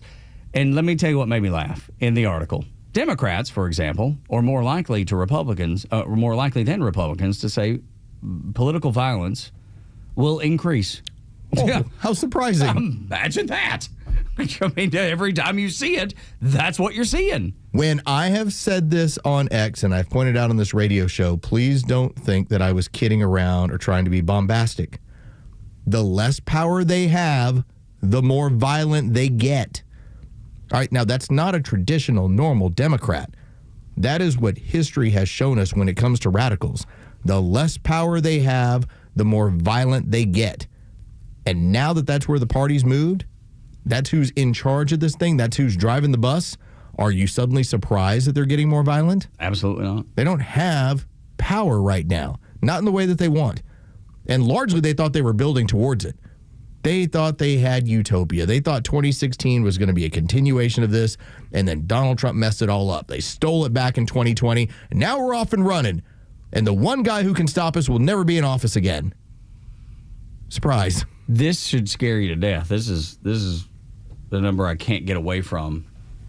24%. I mean, it's the minority for sure, but 24% believe that there are some instances where political violence is justified. Dude, they say that's a minority, and it is. That's still a gigantic number when you read that. Yeah. It should terrify everybody, because that tells you where the mindset of some of these people are. I mean, if you told me it was 2%, I would still say that's too much. Hey, hold up a second. Right, but at least you could say that's just the fringe. That's just who would do that. 24% is not just the fringe. This is what we run into when, like for instance, and shout out, a lot of love to Liberal John. When he tries to make things out to be fringe, then you have those numbers. 24%. It's not fringe. That's 1 in 4 people. And one out of every 4 happens to say, yeah, hell yeah. Under 45, it's 1 out of 3. Can I point out something that's happening right now today on Election Day? Sure. In New Jersey, where the governor's race is really close. Yeah, that one's tight. Let's see how many. Looks like 6, maybe 7. Polling places have been closed due to a bomb threat. Bergen, Essex, Mercer, Middlesex, Monmouth, Ocean, and Passaic counties. Which goes right in line with this Politico article that says the 24% of people are any okay. means necessary. By any means necessary. I wonder who. Wonder which side. I mean, I feel like I can answer it because they say it in here that people who are left-leaning or leftist in their beliefs are more likely to think violence is okay. So that would, I mean, and this is from Politico, which is an outlet that is a leftist outlet. But 55, but the majority of people in America believe that we will see a politician assassinated like John F. Kennedy style or even Charlie Kirk style in the next couple years. So it's not like way down the road. Like they expect it right now. I brought that up months ago. I was like, this is where we're at. And it was only because Donald Trump evaded it twice. It's like, it's not going to go away. Just because Josh Shapiro wasn't burned alive with his family doesn't mean it's going away. And what you have, the radicals on the left, that 1 in 4, or as you said, 1 in 3 when they're under 45, yeah, who feel this is justified, they're not going to stop. Not because they feel like they're actually accomplishing something. I mean, Charlie Kirk was murdered. The Charlie Kirk assassination, that person felt like they were justified in doing it. When we get to that trial, it's going to be so gross when you start to see, wait a minute, so this guy was doing it for his Discord chat? He wanted to show everybody he was real? And that's the question I have. Who else was in that Discord chat? I think that it will tell you it's a network. So much. That there's your 30%, your 25%. Yeah, that are because that all swim in these waters and it's acceptable. That's the weird part about the internet. You can find community for whatever you're into. As crazy or as wholesome as you want, whatever you're looking for, you're going to find. To make it seem normal to you. Right. I mean, I think in terms of, okay, if I wanted to make it a point to only think about politics all day long, every day, there are people that are on X and that's all they do. Yeah. And they post. That's right. And me, I'm like, not interested. Dude, we talk about it for 4 hours every day. Right. I'm like, I'm good. I need a break. Like, we're good. Got a break here. But not everybody feels that way. But then I also think how I'm involved in this volleyball community. Right. And I think about that if you start running through it, that's kind of nuts. And so it's like, it's whatever normalizes your thinking. Sure. And it's not hard to think that political violence, for the sake of saving the republic or whatever the excuse is, becomes normalized to these people. And when you said whatever it takes, because you heard Chris Murphy, the senator, the other day, I say the other day, it's been a few weeks now. Right. It was speaking of Charlie Kirk, it was the day before Charlie Kirk was assassinated. Wasn't it Chris Murphy that said by any means necessary? Yeah, it was the day before. It was, right around in that week. Goodness. So finding whatever you're looking for in there, get to church. If I can encourage you, find yourself a nice church, find something wholesome to engage in. Just find a nice lady friend who's not a fanatic. For sure. I mean, not everybody has to do the whole incel thing. You can go to church and find lots of sweet. By the way, I had to explain that to my neighbors. Why? We were on this sort of, what it was one of the very nice ladies in our neighborhood. She has a college-age daughter, and they were talking about the men that they're around. And there are like the regular dudes in college. Mm-hmm. She's like, some of them are just raised to just be weak, weird kids. Yeah. And it's like, they'll cry over nothing, or they're always upset about whatever.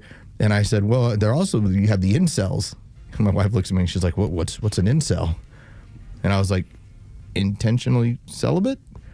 It's like, and immediately the mom just goes, oh, yeah, they just stay on the computer all day and they're happy. Oh, it's not even intentionally celibate. It's involuntary celibate. That too. But that's the people that get angry about it, though, right? Those are the people that are, Just get stopped up, you get a little upset. Yeah. I reckon so. Find yourself good community. I mean, there are people that just say, I'm avoiding everyone. Find yourself good community. Yes. That's what. And I understand where you come from with the volleyball thing, because we lived it with club baseball. And people are like, hang on, you use every vacation day to travel to a place to watch your kid play baseball? Yeah, a lot of them. Yes, we do. Yes, we did. And then Los is living that right now. So I understand when people think that's crazy. Yeah, but it ain't crazy like... Then I do a podcast. Yeah, right. I have to check the message boards every day. Volleyballed, if you want to locate that podcast that Los does. When we come back on Extra 106.3, find yourself good community. Like with the folks at Camp Southern Ground. We have Jake Dukes here of Camp Southern Ground to discuss the Unsung Hero program that's going on Saturday that I can't wait for you to hear about. Again, good community, good people doing things for a positive reason. That's what we're all about on Extra 106.3. Listen to the Morning Extra, The Kimmer Show, Neil Bortz, and all your favorite Extra 106.3 personalities whenever you want with the all-new Extra app. It's anytime show replays, all your favorite podcasts, and the latest political news from across Georgia. Download the Extra 106.3 app now for Apple or Android. A golf instructor who knows technique can improve an aspiring pro's swing. But one who really cares can help transform a career. There he is, your new champion. When you team up with someone who knows a lot and cares even more, you're unstoppable. At Truist, we believe the same is true for banking. Truist, leaders in banking, unwavering in care. Truist Bank, member FDIC, leading based on top 10 U.S. commercial bank. Hey, it's Dan Watkins from All Four Seasons Garage, Entry Doors, and Windows. When I started advertising on Extra many years ago, I didn't know it would completely change my business. But it did. Radio advertising on Extra 106.3 made my phones ring, built my brand, and helped turn a small local company into one of Atlanta's biggest success stories. And your story could start the same way at the Fan and Extra Small Business Casino Night, Thursday, November 20th. With your table sponsorship, you'll get mentions in all event promotions, a commercial schedule, chips to play, and a chance to win marketing prizes, including a $50,000 influencer campaign. They've already given away over $1 million in free advertising at this event, and this year, everyone wins something. So come join the party, eat, drink, play, and maybe kickstart your own Atlanta success story. Email biz@680thefan.com. That's BIZ at 680thefan.com. And I'll see you at Casino Night, November 20th. Hey, this is Tom Mitchell, the honest car guy. So things are deceiving sometimes, and it's hard to explain how much money I can really save you. I've saved people upwards of $20,000 and $30,000. I mean, it really depends on the year, the make, the model of the car, and the price of the car. You know, in a $15,000 car, I can't save you $20,000. I mean, let's be realistic. We can probably save you $2,000 or $3,000, but it's through the course of the whole sale. The big one here that people don't realize, the financing. You go into the dealership, they tell you your rate's 9%, or really it's probably 7% because they're allowed to make 2 points on there. We found a better way for customers to buy a car, an honest way, a very transparent way. You pay what we pay plus our honest fee. We even prove it to you by giving you a copy of the bill of sale at the end of the deal. So the beauty of what we do is we don't put you on a car that we have to sell. We put you on a car that you want. And at the Honest Car Guy, you'll save an average of $5,000 to $10,000 depending on the price of the car. Call 1-844-SHOW-ME-1. That's 844-SHOW-ME1, or visit honestcarguy.com. We're smart, we care. We're Central Heating and Air. Fall is in the air, and Central Heating and Air Conditioning is making it the perfect time to upgrade your comfort. For a limited time, you get up to $2,100 in rebates and 60 months, 0% financing with approved credit. That's right, savings up front and no interest for 5 whole years. A brand new carrier system from Central delivers dependability, efficiency, and comfort every family deserves. Central Heating and Air Conditioning have set the standard in heating and cooling for over 3 generations. And now's your chance to bring that comfort home with the best savings of the season. These dual incentives don't come around often, so act now. Call 770-GET-HEAT today. That's 770-GET-HEAT. Or visit centralheat.com, centralheat.com. Upgrade your comfort, lock in your savings, and turn to your Atlanta carrier experts. Central Heating and Air Conditioning. We're smart, we care. We're Central Heating and Air. When I first started using a CPAP, getting supplies and equipment was a horrible hassle. It pretty much stayed that way until I discovered CPAPs, etc.com. Same-day shipping on anything you might need, including travel CPAPs, hoses, masks, you name it. Same-day shipping. CPAPsETC.com, or visit their store in Alpharetta. So easy, and you could be preserving your health and saving your life. So, the doc says I have ED. ED. But you know what? At the end of the day, it's just an abbreviation for a condition so many men have. If I was to be honest, I probably also have a little OCD. I know I have a great HMO. Heck, I even have 3 weeks of PTO. Look, don't let a few letters get you down. If you have ED, there's HELP.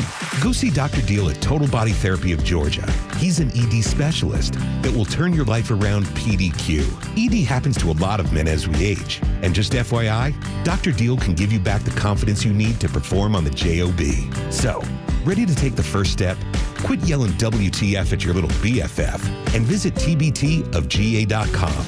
Total Body Therapy of Georgia. They can fix your ED ASAP. And before you know it, you'll be screaming OMG. I'm getting in the game. The world won't be the same. I'm good. I'm good to go. Call 404-777-1911 or visit tbtofga.com.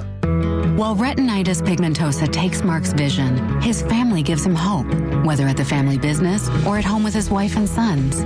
He knows he's not fighting alone.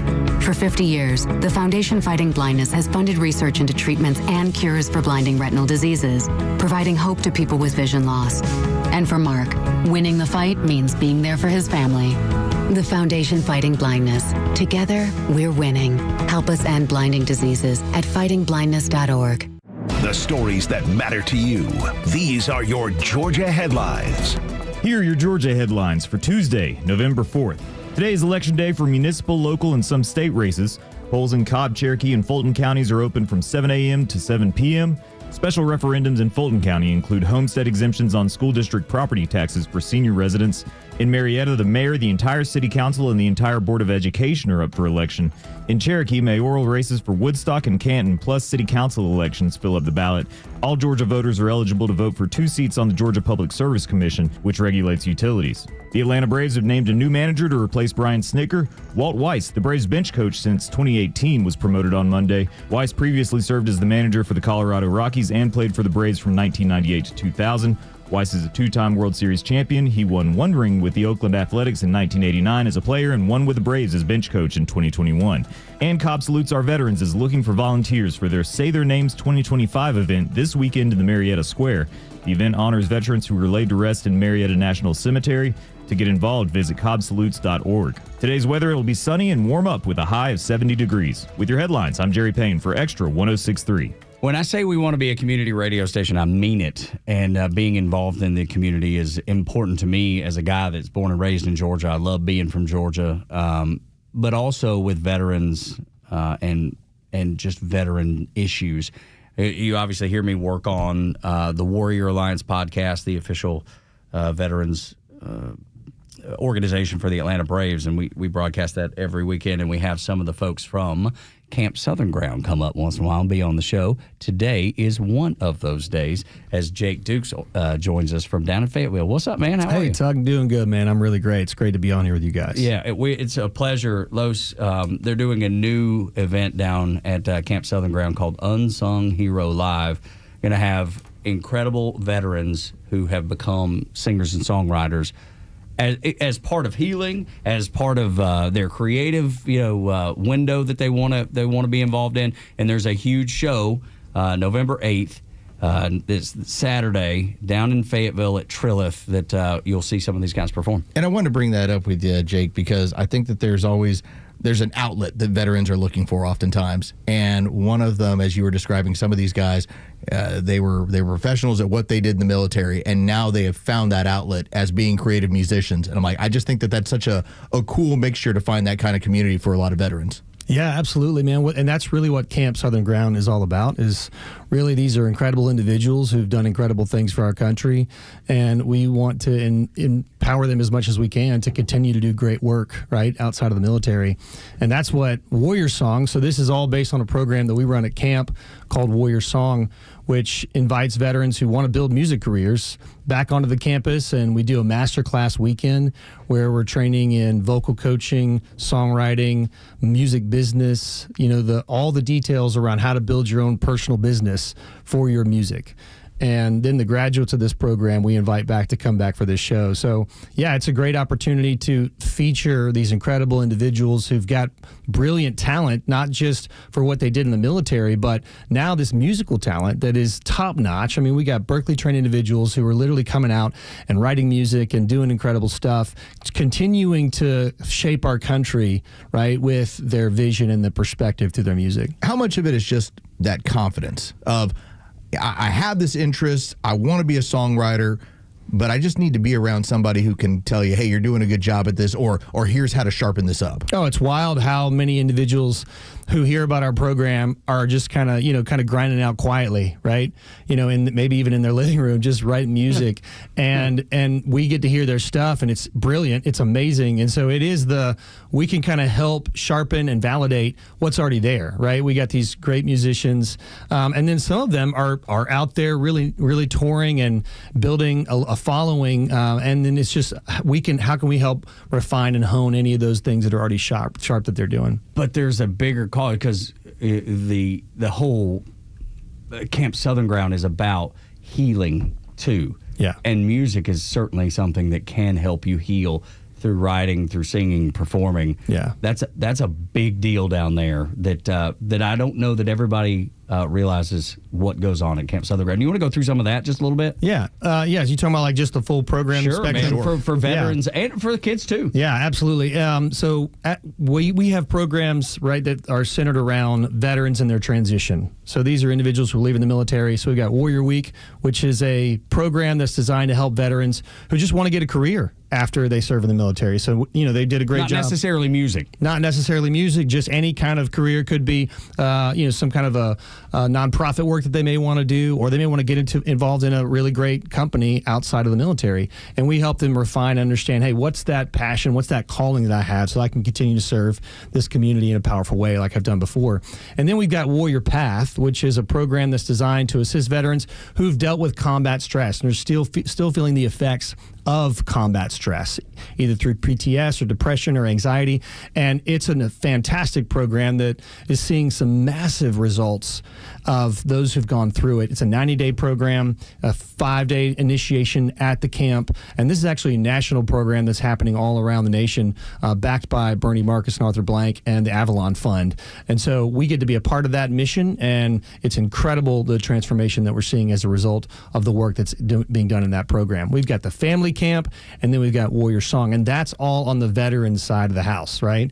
Then to your point, Tug, we got the kids camp, which is really kind of Zach's passion from being a kid going to camp himself and wanting to see the leadership and the investment that was made into him transferred into the next generation, right? Now he's got kids himself. He wants to make a deeper impact and a profound impact on the culture of what camp built into him. And so that's the summer. It's June and July. We run 8 sessions. A couple of those sessions are actually veteran specific as well. So we do have active duty and veteran kids who come through the camp, and then Gold Star, Silver Star, White Star families who are the children who are able to come through as well. So it's a great thing. Jake Duke is our guest. He's with Camp Southern Ground, and I want to ask you about, because the world has changed. Like when Tug and I first started in radio, it was, well, you got to find a radio station to hire you, or you got to be at a TV station if you want to do this. Now, with the proliferation of these platforms, YouTube and Spotify and all these things you can put out there for yourself, it really feels like the entrepreneurship end with veterans and with young people is such a big thing to push that you don't have to do it the way that Tug and I or any one of us did it. You can kind of do it in your own way. It's just a different way of showing people a different path. Oh, absolutely. Yeah, social media is a really massive part of the music industry now. Ariel Hyatt, she's a great instructor out of New York. She's coming down to really talk about how to build your brand and using social media to engage your community, right? Because that's really what music is. It's, let me find my community. Let me find the niche that wants to hear my music. And that's national, right? Even international. And so that's what social media allows these artists to do. It's, you may be grinding it out in your little hometown, right? Going for it, which is awesome. But you can also have a much farther reach internationally as you invest through that community. As we talk about this program at Camp Southern Ground and Unsung Hero Live, which is Saturday at Trilliff down in Fayetteville, I want to bring in one of the artists, Andrew Wiscombe, who is in Salt Lake City. So he's up early talking to us. Army sniper, but also Berkeley-trained musician. Andrew, welcome to the show. Thank you for being here. Hey, thanks, y'all, for having me. Appreciate it. Yes, sir. So tell me about your path and our listeners about your path from Army sniper to picking up a guitar and being able to which one are you more dangerous with? Yeah, that's right. I hope it's a guitar. oh my heck, Well, after the Army, I didn't shoot. I haven't shot a whole lot, so probably guitar these days. And, okay. Geez, I can't pick like Billy Strings or anyone, so I can't say I'm too dangerous at anything these days. My kids are telling me to shut up when I'm playing, so I don't know how dangerous I am at anything other than a headache. Yeah, right. But yeah, so I joined the Army growing up out here in Utah. I was raised out here, really small Mormon community, and ended up on one of those Mormon missions. Poor mom, it didn't stick, so but I after that I ended up joining the Army, and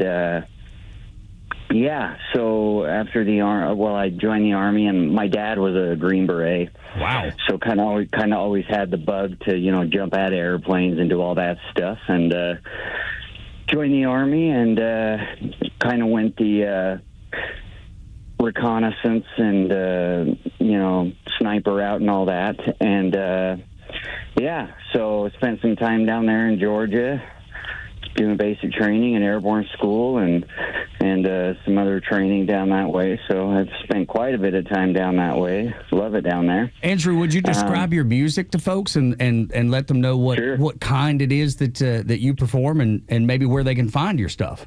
Yeah. I grew up farming and ranching, and you hear a little twang in my voice. It's pretty authentic. So I sound about exactly like I sound, my music. Okay, real deal. I love it. Yeah, it's pretty, a lot of people say I sound like Bob Dylan, John Prine. Okay. Very singer-songwriter. That's pretty good company. I can write a song, but I can't sing. So, there we go. I love it, man. Yeah. Tell folks why it's important to come to this concert, Unsung Hero Live, on Saturday. Well, I think first and foremost, you're going to get an incredible show. It's not just because it's veterans; it's incredible artists first and foremost. Okay. And you're going to love what you hear. And great show. You'll be moved. Second of all, what you're supporting is incredible. And, we talked a lot about the healing aspect and all of that. I think the other thing is I went through the very first Warrior Song pilot program that we had, and I made friends that I'll have for life. And it's kind of the same as like schools and things I went through in the military, that these are people that will forever be my battle buddies that I have for the rest of my life. It's a camaraderie that you'll carry with you, through the music industry that shared the same experience that you have in the military. So it's this thing that we get to carry that, hey, we had this military experience, but also we're all going through this music experience, which is a unique thing. So we share these two things. So it's another thing that we have together. And it's a really great thing. So you're supporting something that is, like a double-edged sword. It helps in a lot of ways. And Camp Southern Ground is just an amazing place that has helped me and ultimately my family. So it's just, it really is such a beautiful place that needs to continue, in my opinion. It helps a lot of people. I love the idea that you found a community, because when you decide to play music, especially when it's your own, there's a vulnerability there when you're sharing that sort of stuff with other people. And to find a community where everyone supports one another, as you said, it creates a bond where, hey, maybe I'm the person who helped launch somebody, or maybe somebody helped launch me. Yeah, totally. Yeah, it's Andrew, we appreciate you. Can't wait to see you on Saturday. Can't wait to shake your hand and tell you, first of all, thank you for your service, and look forward to seeing you play some good tunes down there in Fayetteville at Unsung Hero Live. Hey, thanks y'all for having me. Yes, Appreciate absolutely. Thank you. Jay, Thanks, buddy. This is the kind of folks, though, that are going to be featured, along with Coy Bowles from Zach Brown Band, as well as Danny De Los Reyes, who is a drummer in Zach Brown Band. You talk about Danny Rose, who sang the national anthem out for the World Series Dodgers that was in L.A. at one of the Dodgers home games. So you're going to have incredible artists that you know and love and recognize their music alongside of these up-and-coming veteran artists. Yeah, man. That's a pretty good show. It's going to be a great show. It's a show of support for our military and our veterans, but it's also a show where I think you're going to be very pleased and enjoy the music that we have to offer. I'm excited to try and continue to grow in Atlanta. We've got a great community that supports veterans right here, in Georgia and in Atlanta and the surrounding area. And so it's just one more of those elements that I think we can take this state, this community to the next level, to be a place where veterans not just know that they're going to be, supported, celebrated, honored, but at the same time, we're going to help move them forward in their life in whatever way that we can to support them in that journey, whether it be musically or through great work or through great engagement, through civil engagement, through community engagement. That's where we need our, talking about the state of our nation. We need more veterans to be out there in the public sphere, right? To really help us continue to be a great nation in the way that we've been in the past.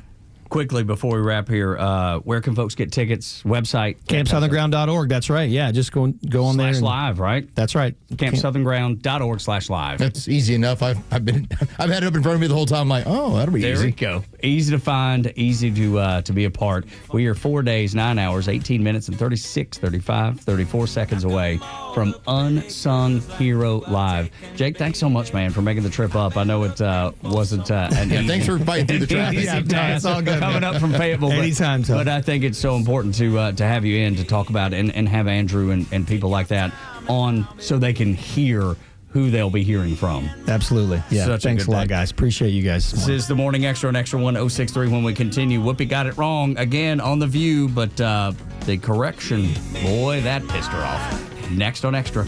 And I pray someday that you will love me only. Think about you some days and the way I would lay wasting day after day with you. The latest sports news, powered by 680 The Fan, and driven to extra listeners by RBM of Atlanta in Sandy Springs, Atlanta's Mercedes-Benz connection since 1964. Good morning. Here are your sports headlines for Tuesday, November 4th. The 3-4 Atlanta Hawks are back at home tonight as they host the 3-4 Orlando Magic. The Magic are a slight favorite for this matchup at State Farm Arena. That tip-off is set for 8 o'clock. The NFL trade deadline comes down at 4 o'clock Eastern this afternoon. The 3-5 Atlanta Falcons, well, they're scheduled to face the 7-2 Indianapolis Colts on the road this Sunday. And tonight we receive the first round of college football playoff rankings. Those will be released at 8 o'clock. With your sports headlines, I'm Carlos Medina. Big moments deserve big-time craftsmanship. At Solomon Brothers Jewelers, we've been family-owned and operated since 1982 because we know what it means to show up when it counts. Jaron Solomon here, and that's why we're proud to be an official Tacori jeweler. Each Tacori ring is handcrafted in California, going through 20 elite artisans before it hits your hands. Not mass-produced, not generic, always personal. And with Solomon Brothers, you get lifetime cleanings, unbeatable financing, and the largest Tacori selection in Georgia. Stop by a store in Buckhead, Alpharetta, or Sharpsburg.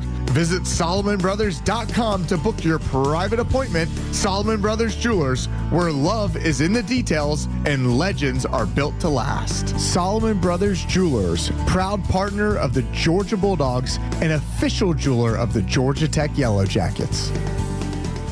True Prep's at it again with even more in-store specials. They have the Glock 19 Gen 4 and Glock 19X in stock today while supplies last. In addition, they have great deals on 15 and 33-round Glock 9mm magazines through November 12th. Other deals include the Radical Firearms AR-15 for only $399.99 and some of the lowest prices on 9mm and .223 ammo you will find in Atlanta. Check them out in-store at True Prep or on Cobb Parkway in Marietta, or check out their full list of these and other deals at TruePrep.com. That's TRUPrep.com. Hey, this is Matt from East Cobb. We basically bought our house from our in-laws. It was my wife's childhood home. One of the issues that we've had when we first moved in was our dog in our backyard. It was extremely shaded, could never grow grass back there. We resodded it twice. So ATL Turf Co. did an amazing job with our backyard transformation. They basically created a miniature golf hole. We have a miniature fairway. We also have a miniature little putting green. Consists of about 4 holes, total about 40 yards, so you can definitely work on your short game and your putting. After that transformation that ATL Turf Co. did for us, my father-in-law came and saw his house the way it looked after the fact of we had a putting green and a miniature golf course. Sure enough, he did the same thing with ATL Turf Co. He has a beautiful backyard, wonderful stonework, drainage, and a beautiful practice area for chipping and putting. Check them out online at atlturfco.com. This is Bruce Hagan. The law in Georgia has changed, and if you have been injured in a car crash, it's going to be harder than ever to get insurance companies to treat you fairly. What you need is a real lawyer on your side, not some phony TV or billboard lawyer who doesn't even know how to get to the courthouse. I've been a Georgia super lawyer for 20 straight years, and we try cases and we win. We get results for our clients. Call me. Get in touch, hagan-law.com. We are real lawyers who will win your personal injury case. Faith, family, freedom. These are the cornerstones of America and the foundation for a successful life. But today, all three are under attack. Crushing debt, out-of-control spending, and reckless policies in Washington are threatening your savings, your retirement, and your future. Hi, this is Glenn Beck. The only financial advisory firm I recommend in Atlanta is Nicholas Wealth Management. David Nicholas and his team believe protecting your money is about more than wealth. It's about defending your faith, your family, and your freedom. If your hard-earned retirement is left exposed to market chaos, higher taxes, or inflation, what happens to the life you've worked so hard to build? For over 20 years, David Nicholas has helped families right here in Atlanta fight back with retirement strategies built to better withstand uncertainty. Call Nicholas Wealth Management today, 404-890-5606, or visit nicholaswealth.com. Aim to safeguard your future today. Nicholas Wealth is an independent financial services firm that uses a variety of different investment strategies. Greg is a real Prevagen user, and this is his story. Hi, I'm Greg. I'm not an actor. I'm just a regular person. 8 years ago, I just didn't feel like I was on my game. I started taking Prevagen, and I want people to know that Prevagen has worked for me. Give it a try. I want it to help you just like it has helped me. Prevagen, at stores everywhere without a prescription. This product is not intended to diagnose, treat, cure, or prevent any disease. Testimonialist was compensated for their time. Hey, it's a Kimmer. Look out. The Kimmer Show is live every afternoon from 3 to 6, just like the Kimmer. The country's too big, and it's too pampered, and people have it too good. They have no idea what it's like to live in a crap hole country where they have to fight for their food every day. Right. And not have food every day, not have a job, not be able to move around, not be able to say what you have on your mind. They have no clue. They need to be forced. Here's one thing we can force them to do. Yeah. Live in a third world country or live in Great Britain for a while and be told you can't say this and you can't say that and you can't tweet this. The Kimmer Show, every afternoon from 3 to 6 p.m. on Extra 106.3 and the Extra app. Tug and Los until 10 on Extra 106.3. Man, the show has flown by today, and it always does because of the conversation that you're a part of and you're involved in, whether on social media at Extra 106.3 or at 404-741-1230. You know, Los, we've been very fortunate. We've never had anybody walk in here and hand us like a little sheet of paper and said, hey, you need to read this. That's exactly what happens on The View all the time. Yes. This is wonderful. Yeah. So we are in the environment. We talked about it yesterday when we had Seth Moulton, and he was a representative out of Massachusetts who went on Morning Joe and started saying, well, I mean, clearly Donald Trump was messing with children with Epstein. And you had Joe Scarborough being like, there's no proof of that. Like, just immediately, like you're not getting us sued. You are not making it. You're not, no way. And it's not like Joe Scarborough, some big defender of Donald Trump. He just knew what's going to happen. It's like defamation. Most of the time, past politicians just let it go. Donald Trump is, no, let's move to discovery and let's figure this thing out. Because he's not a politician. The Wall Street Journal is in a scenario right now where they're trying to settle the case where they published the letter, the birthday letter. Well, Donald Trump's like, no, let's go to discovery. Yeah. Let's find out where you got this thing because I didn't do it. Yeah. I don't have any part of it. So the Wall Street Journal's like, please, let's settle. Like, we don't want to do this. Just please God, settle with us. That's right. All right, you already had George Stephanopoulos. So great. Well, $9 million settlement with ABC. Yeah. You have CBS that had to spend because of what they put on 60 Minutes in terms of Kamala Harris. So they're tired of shelling out money.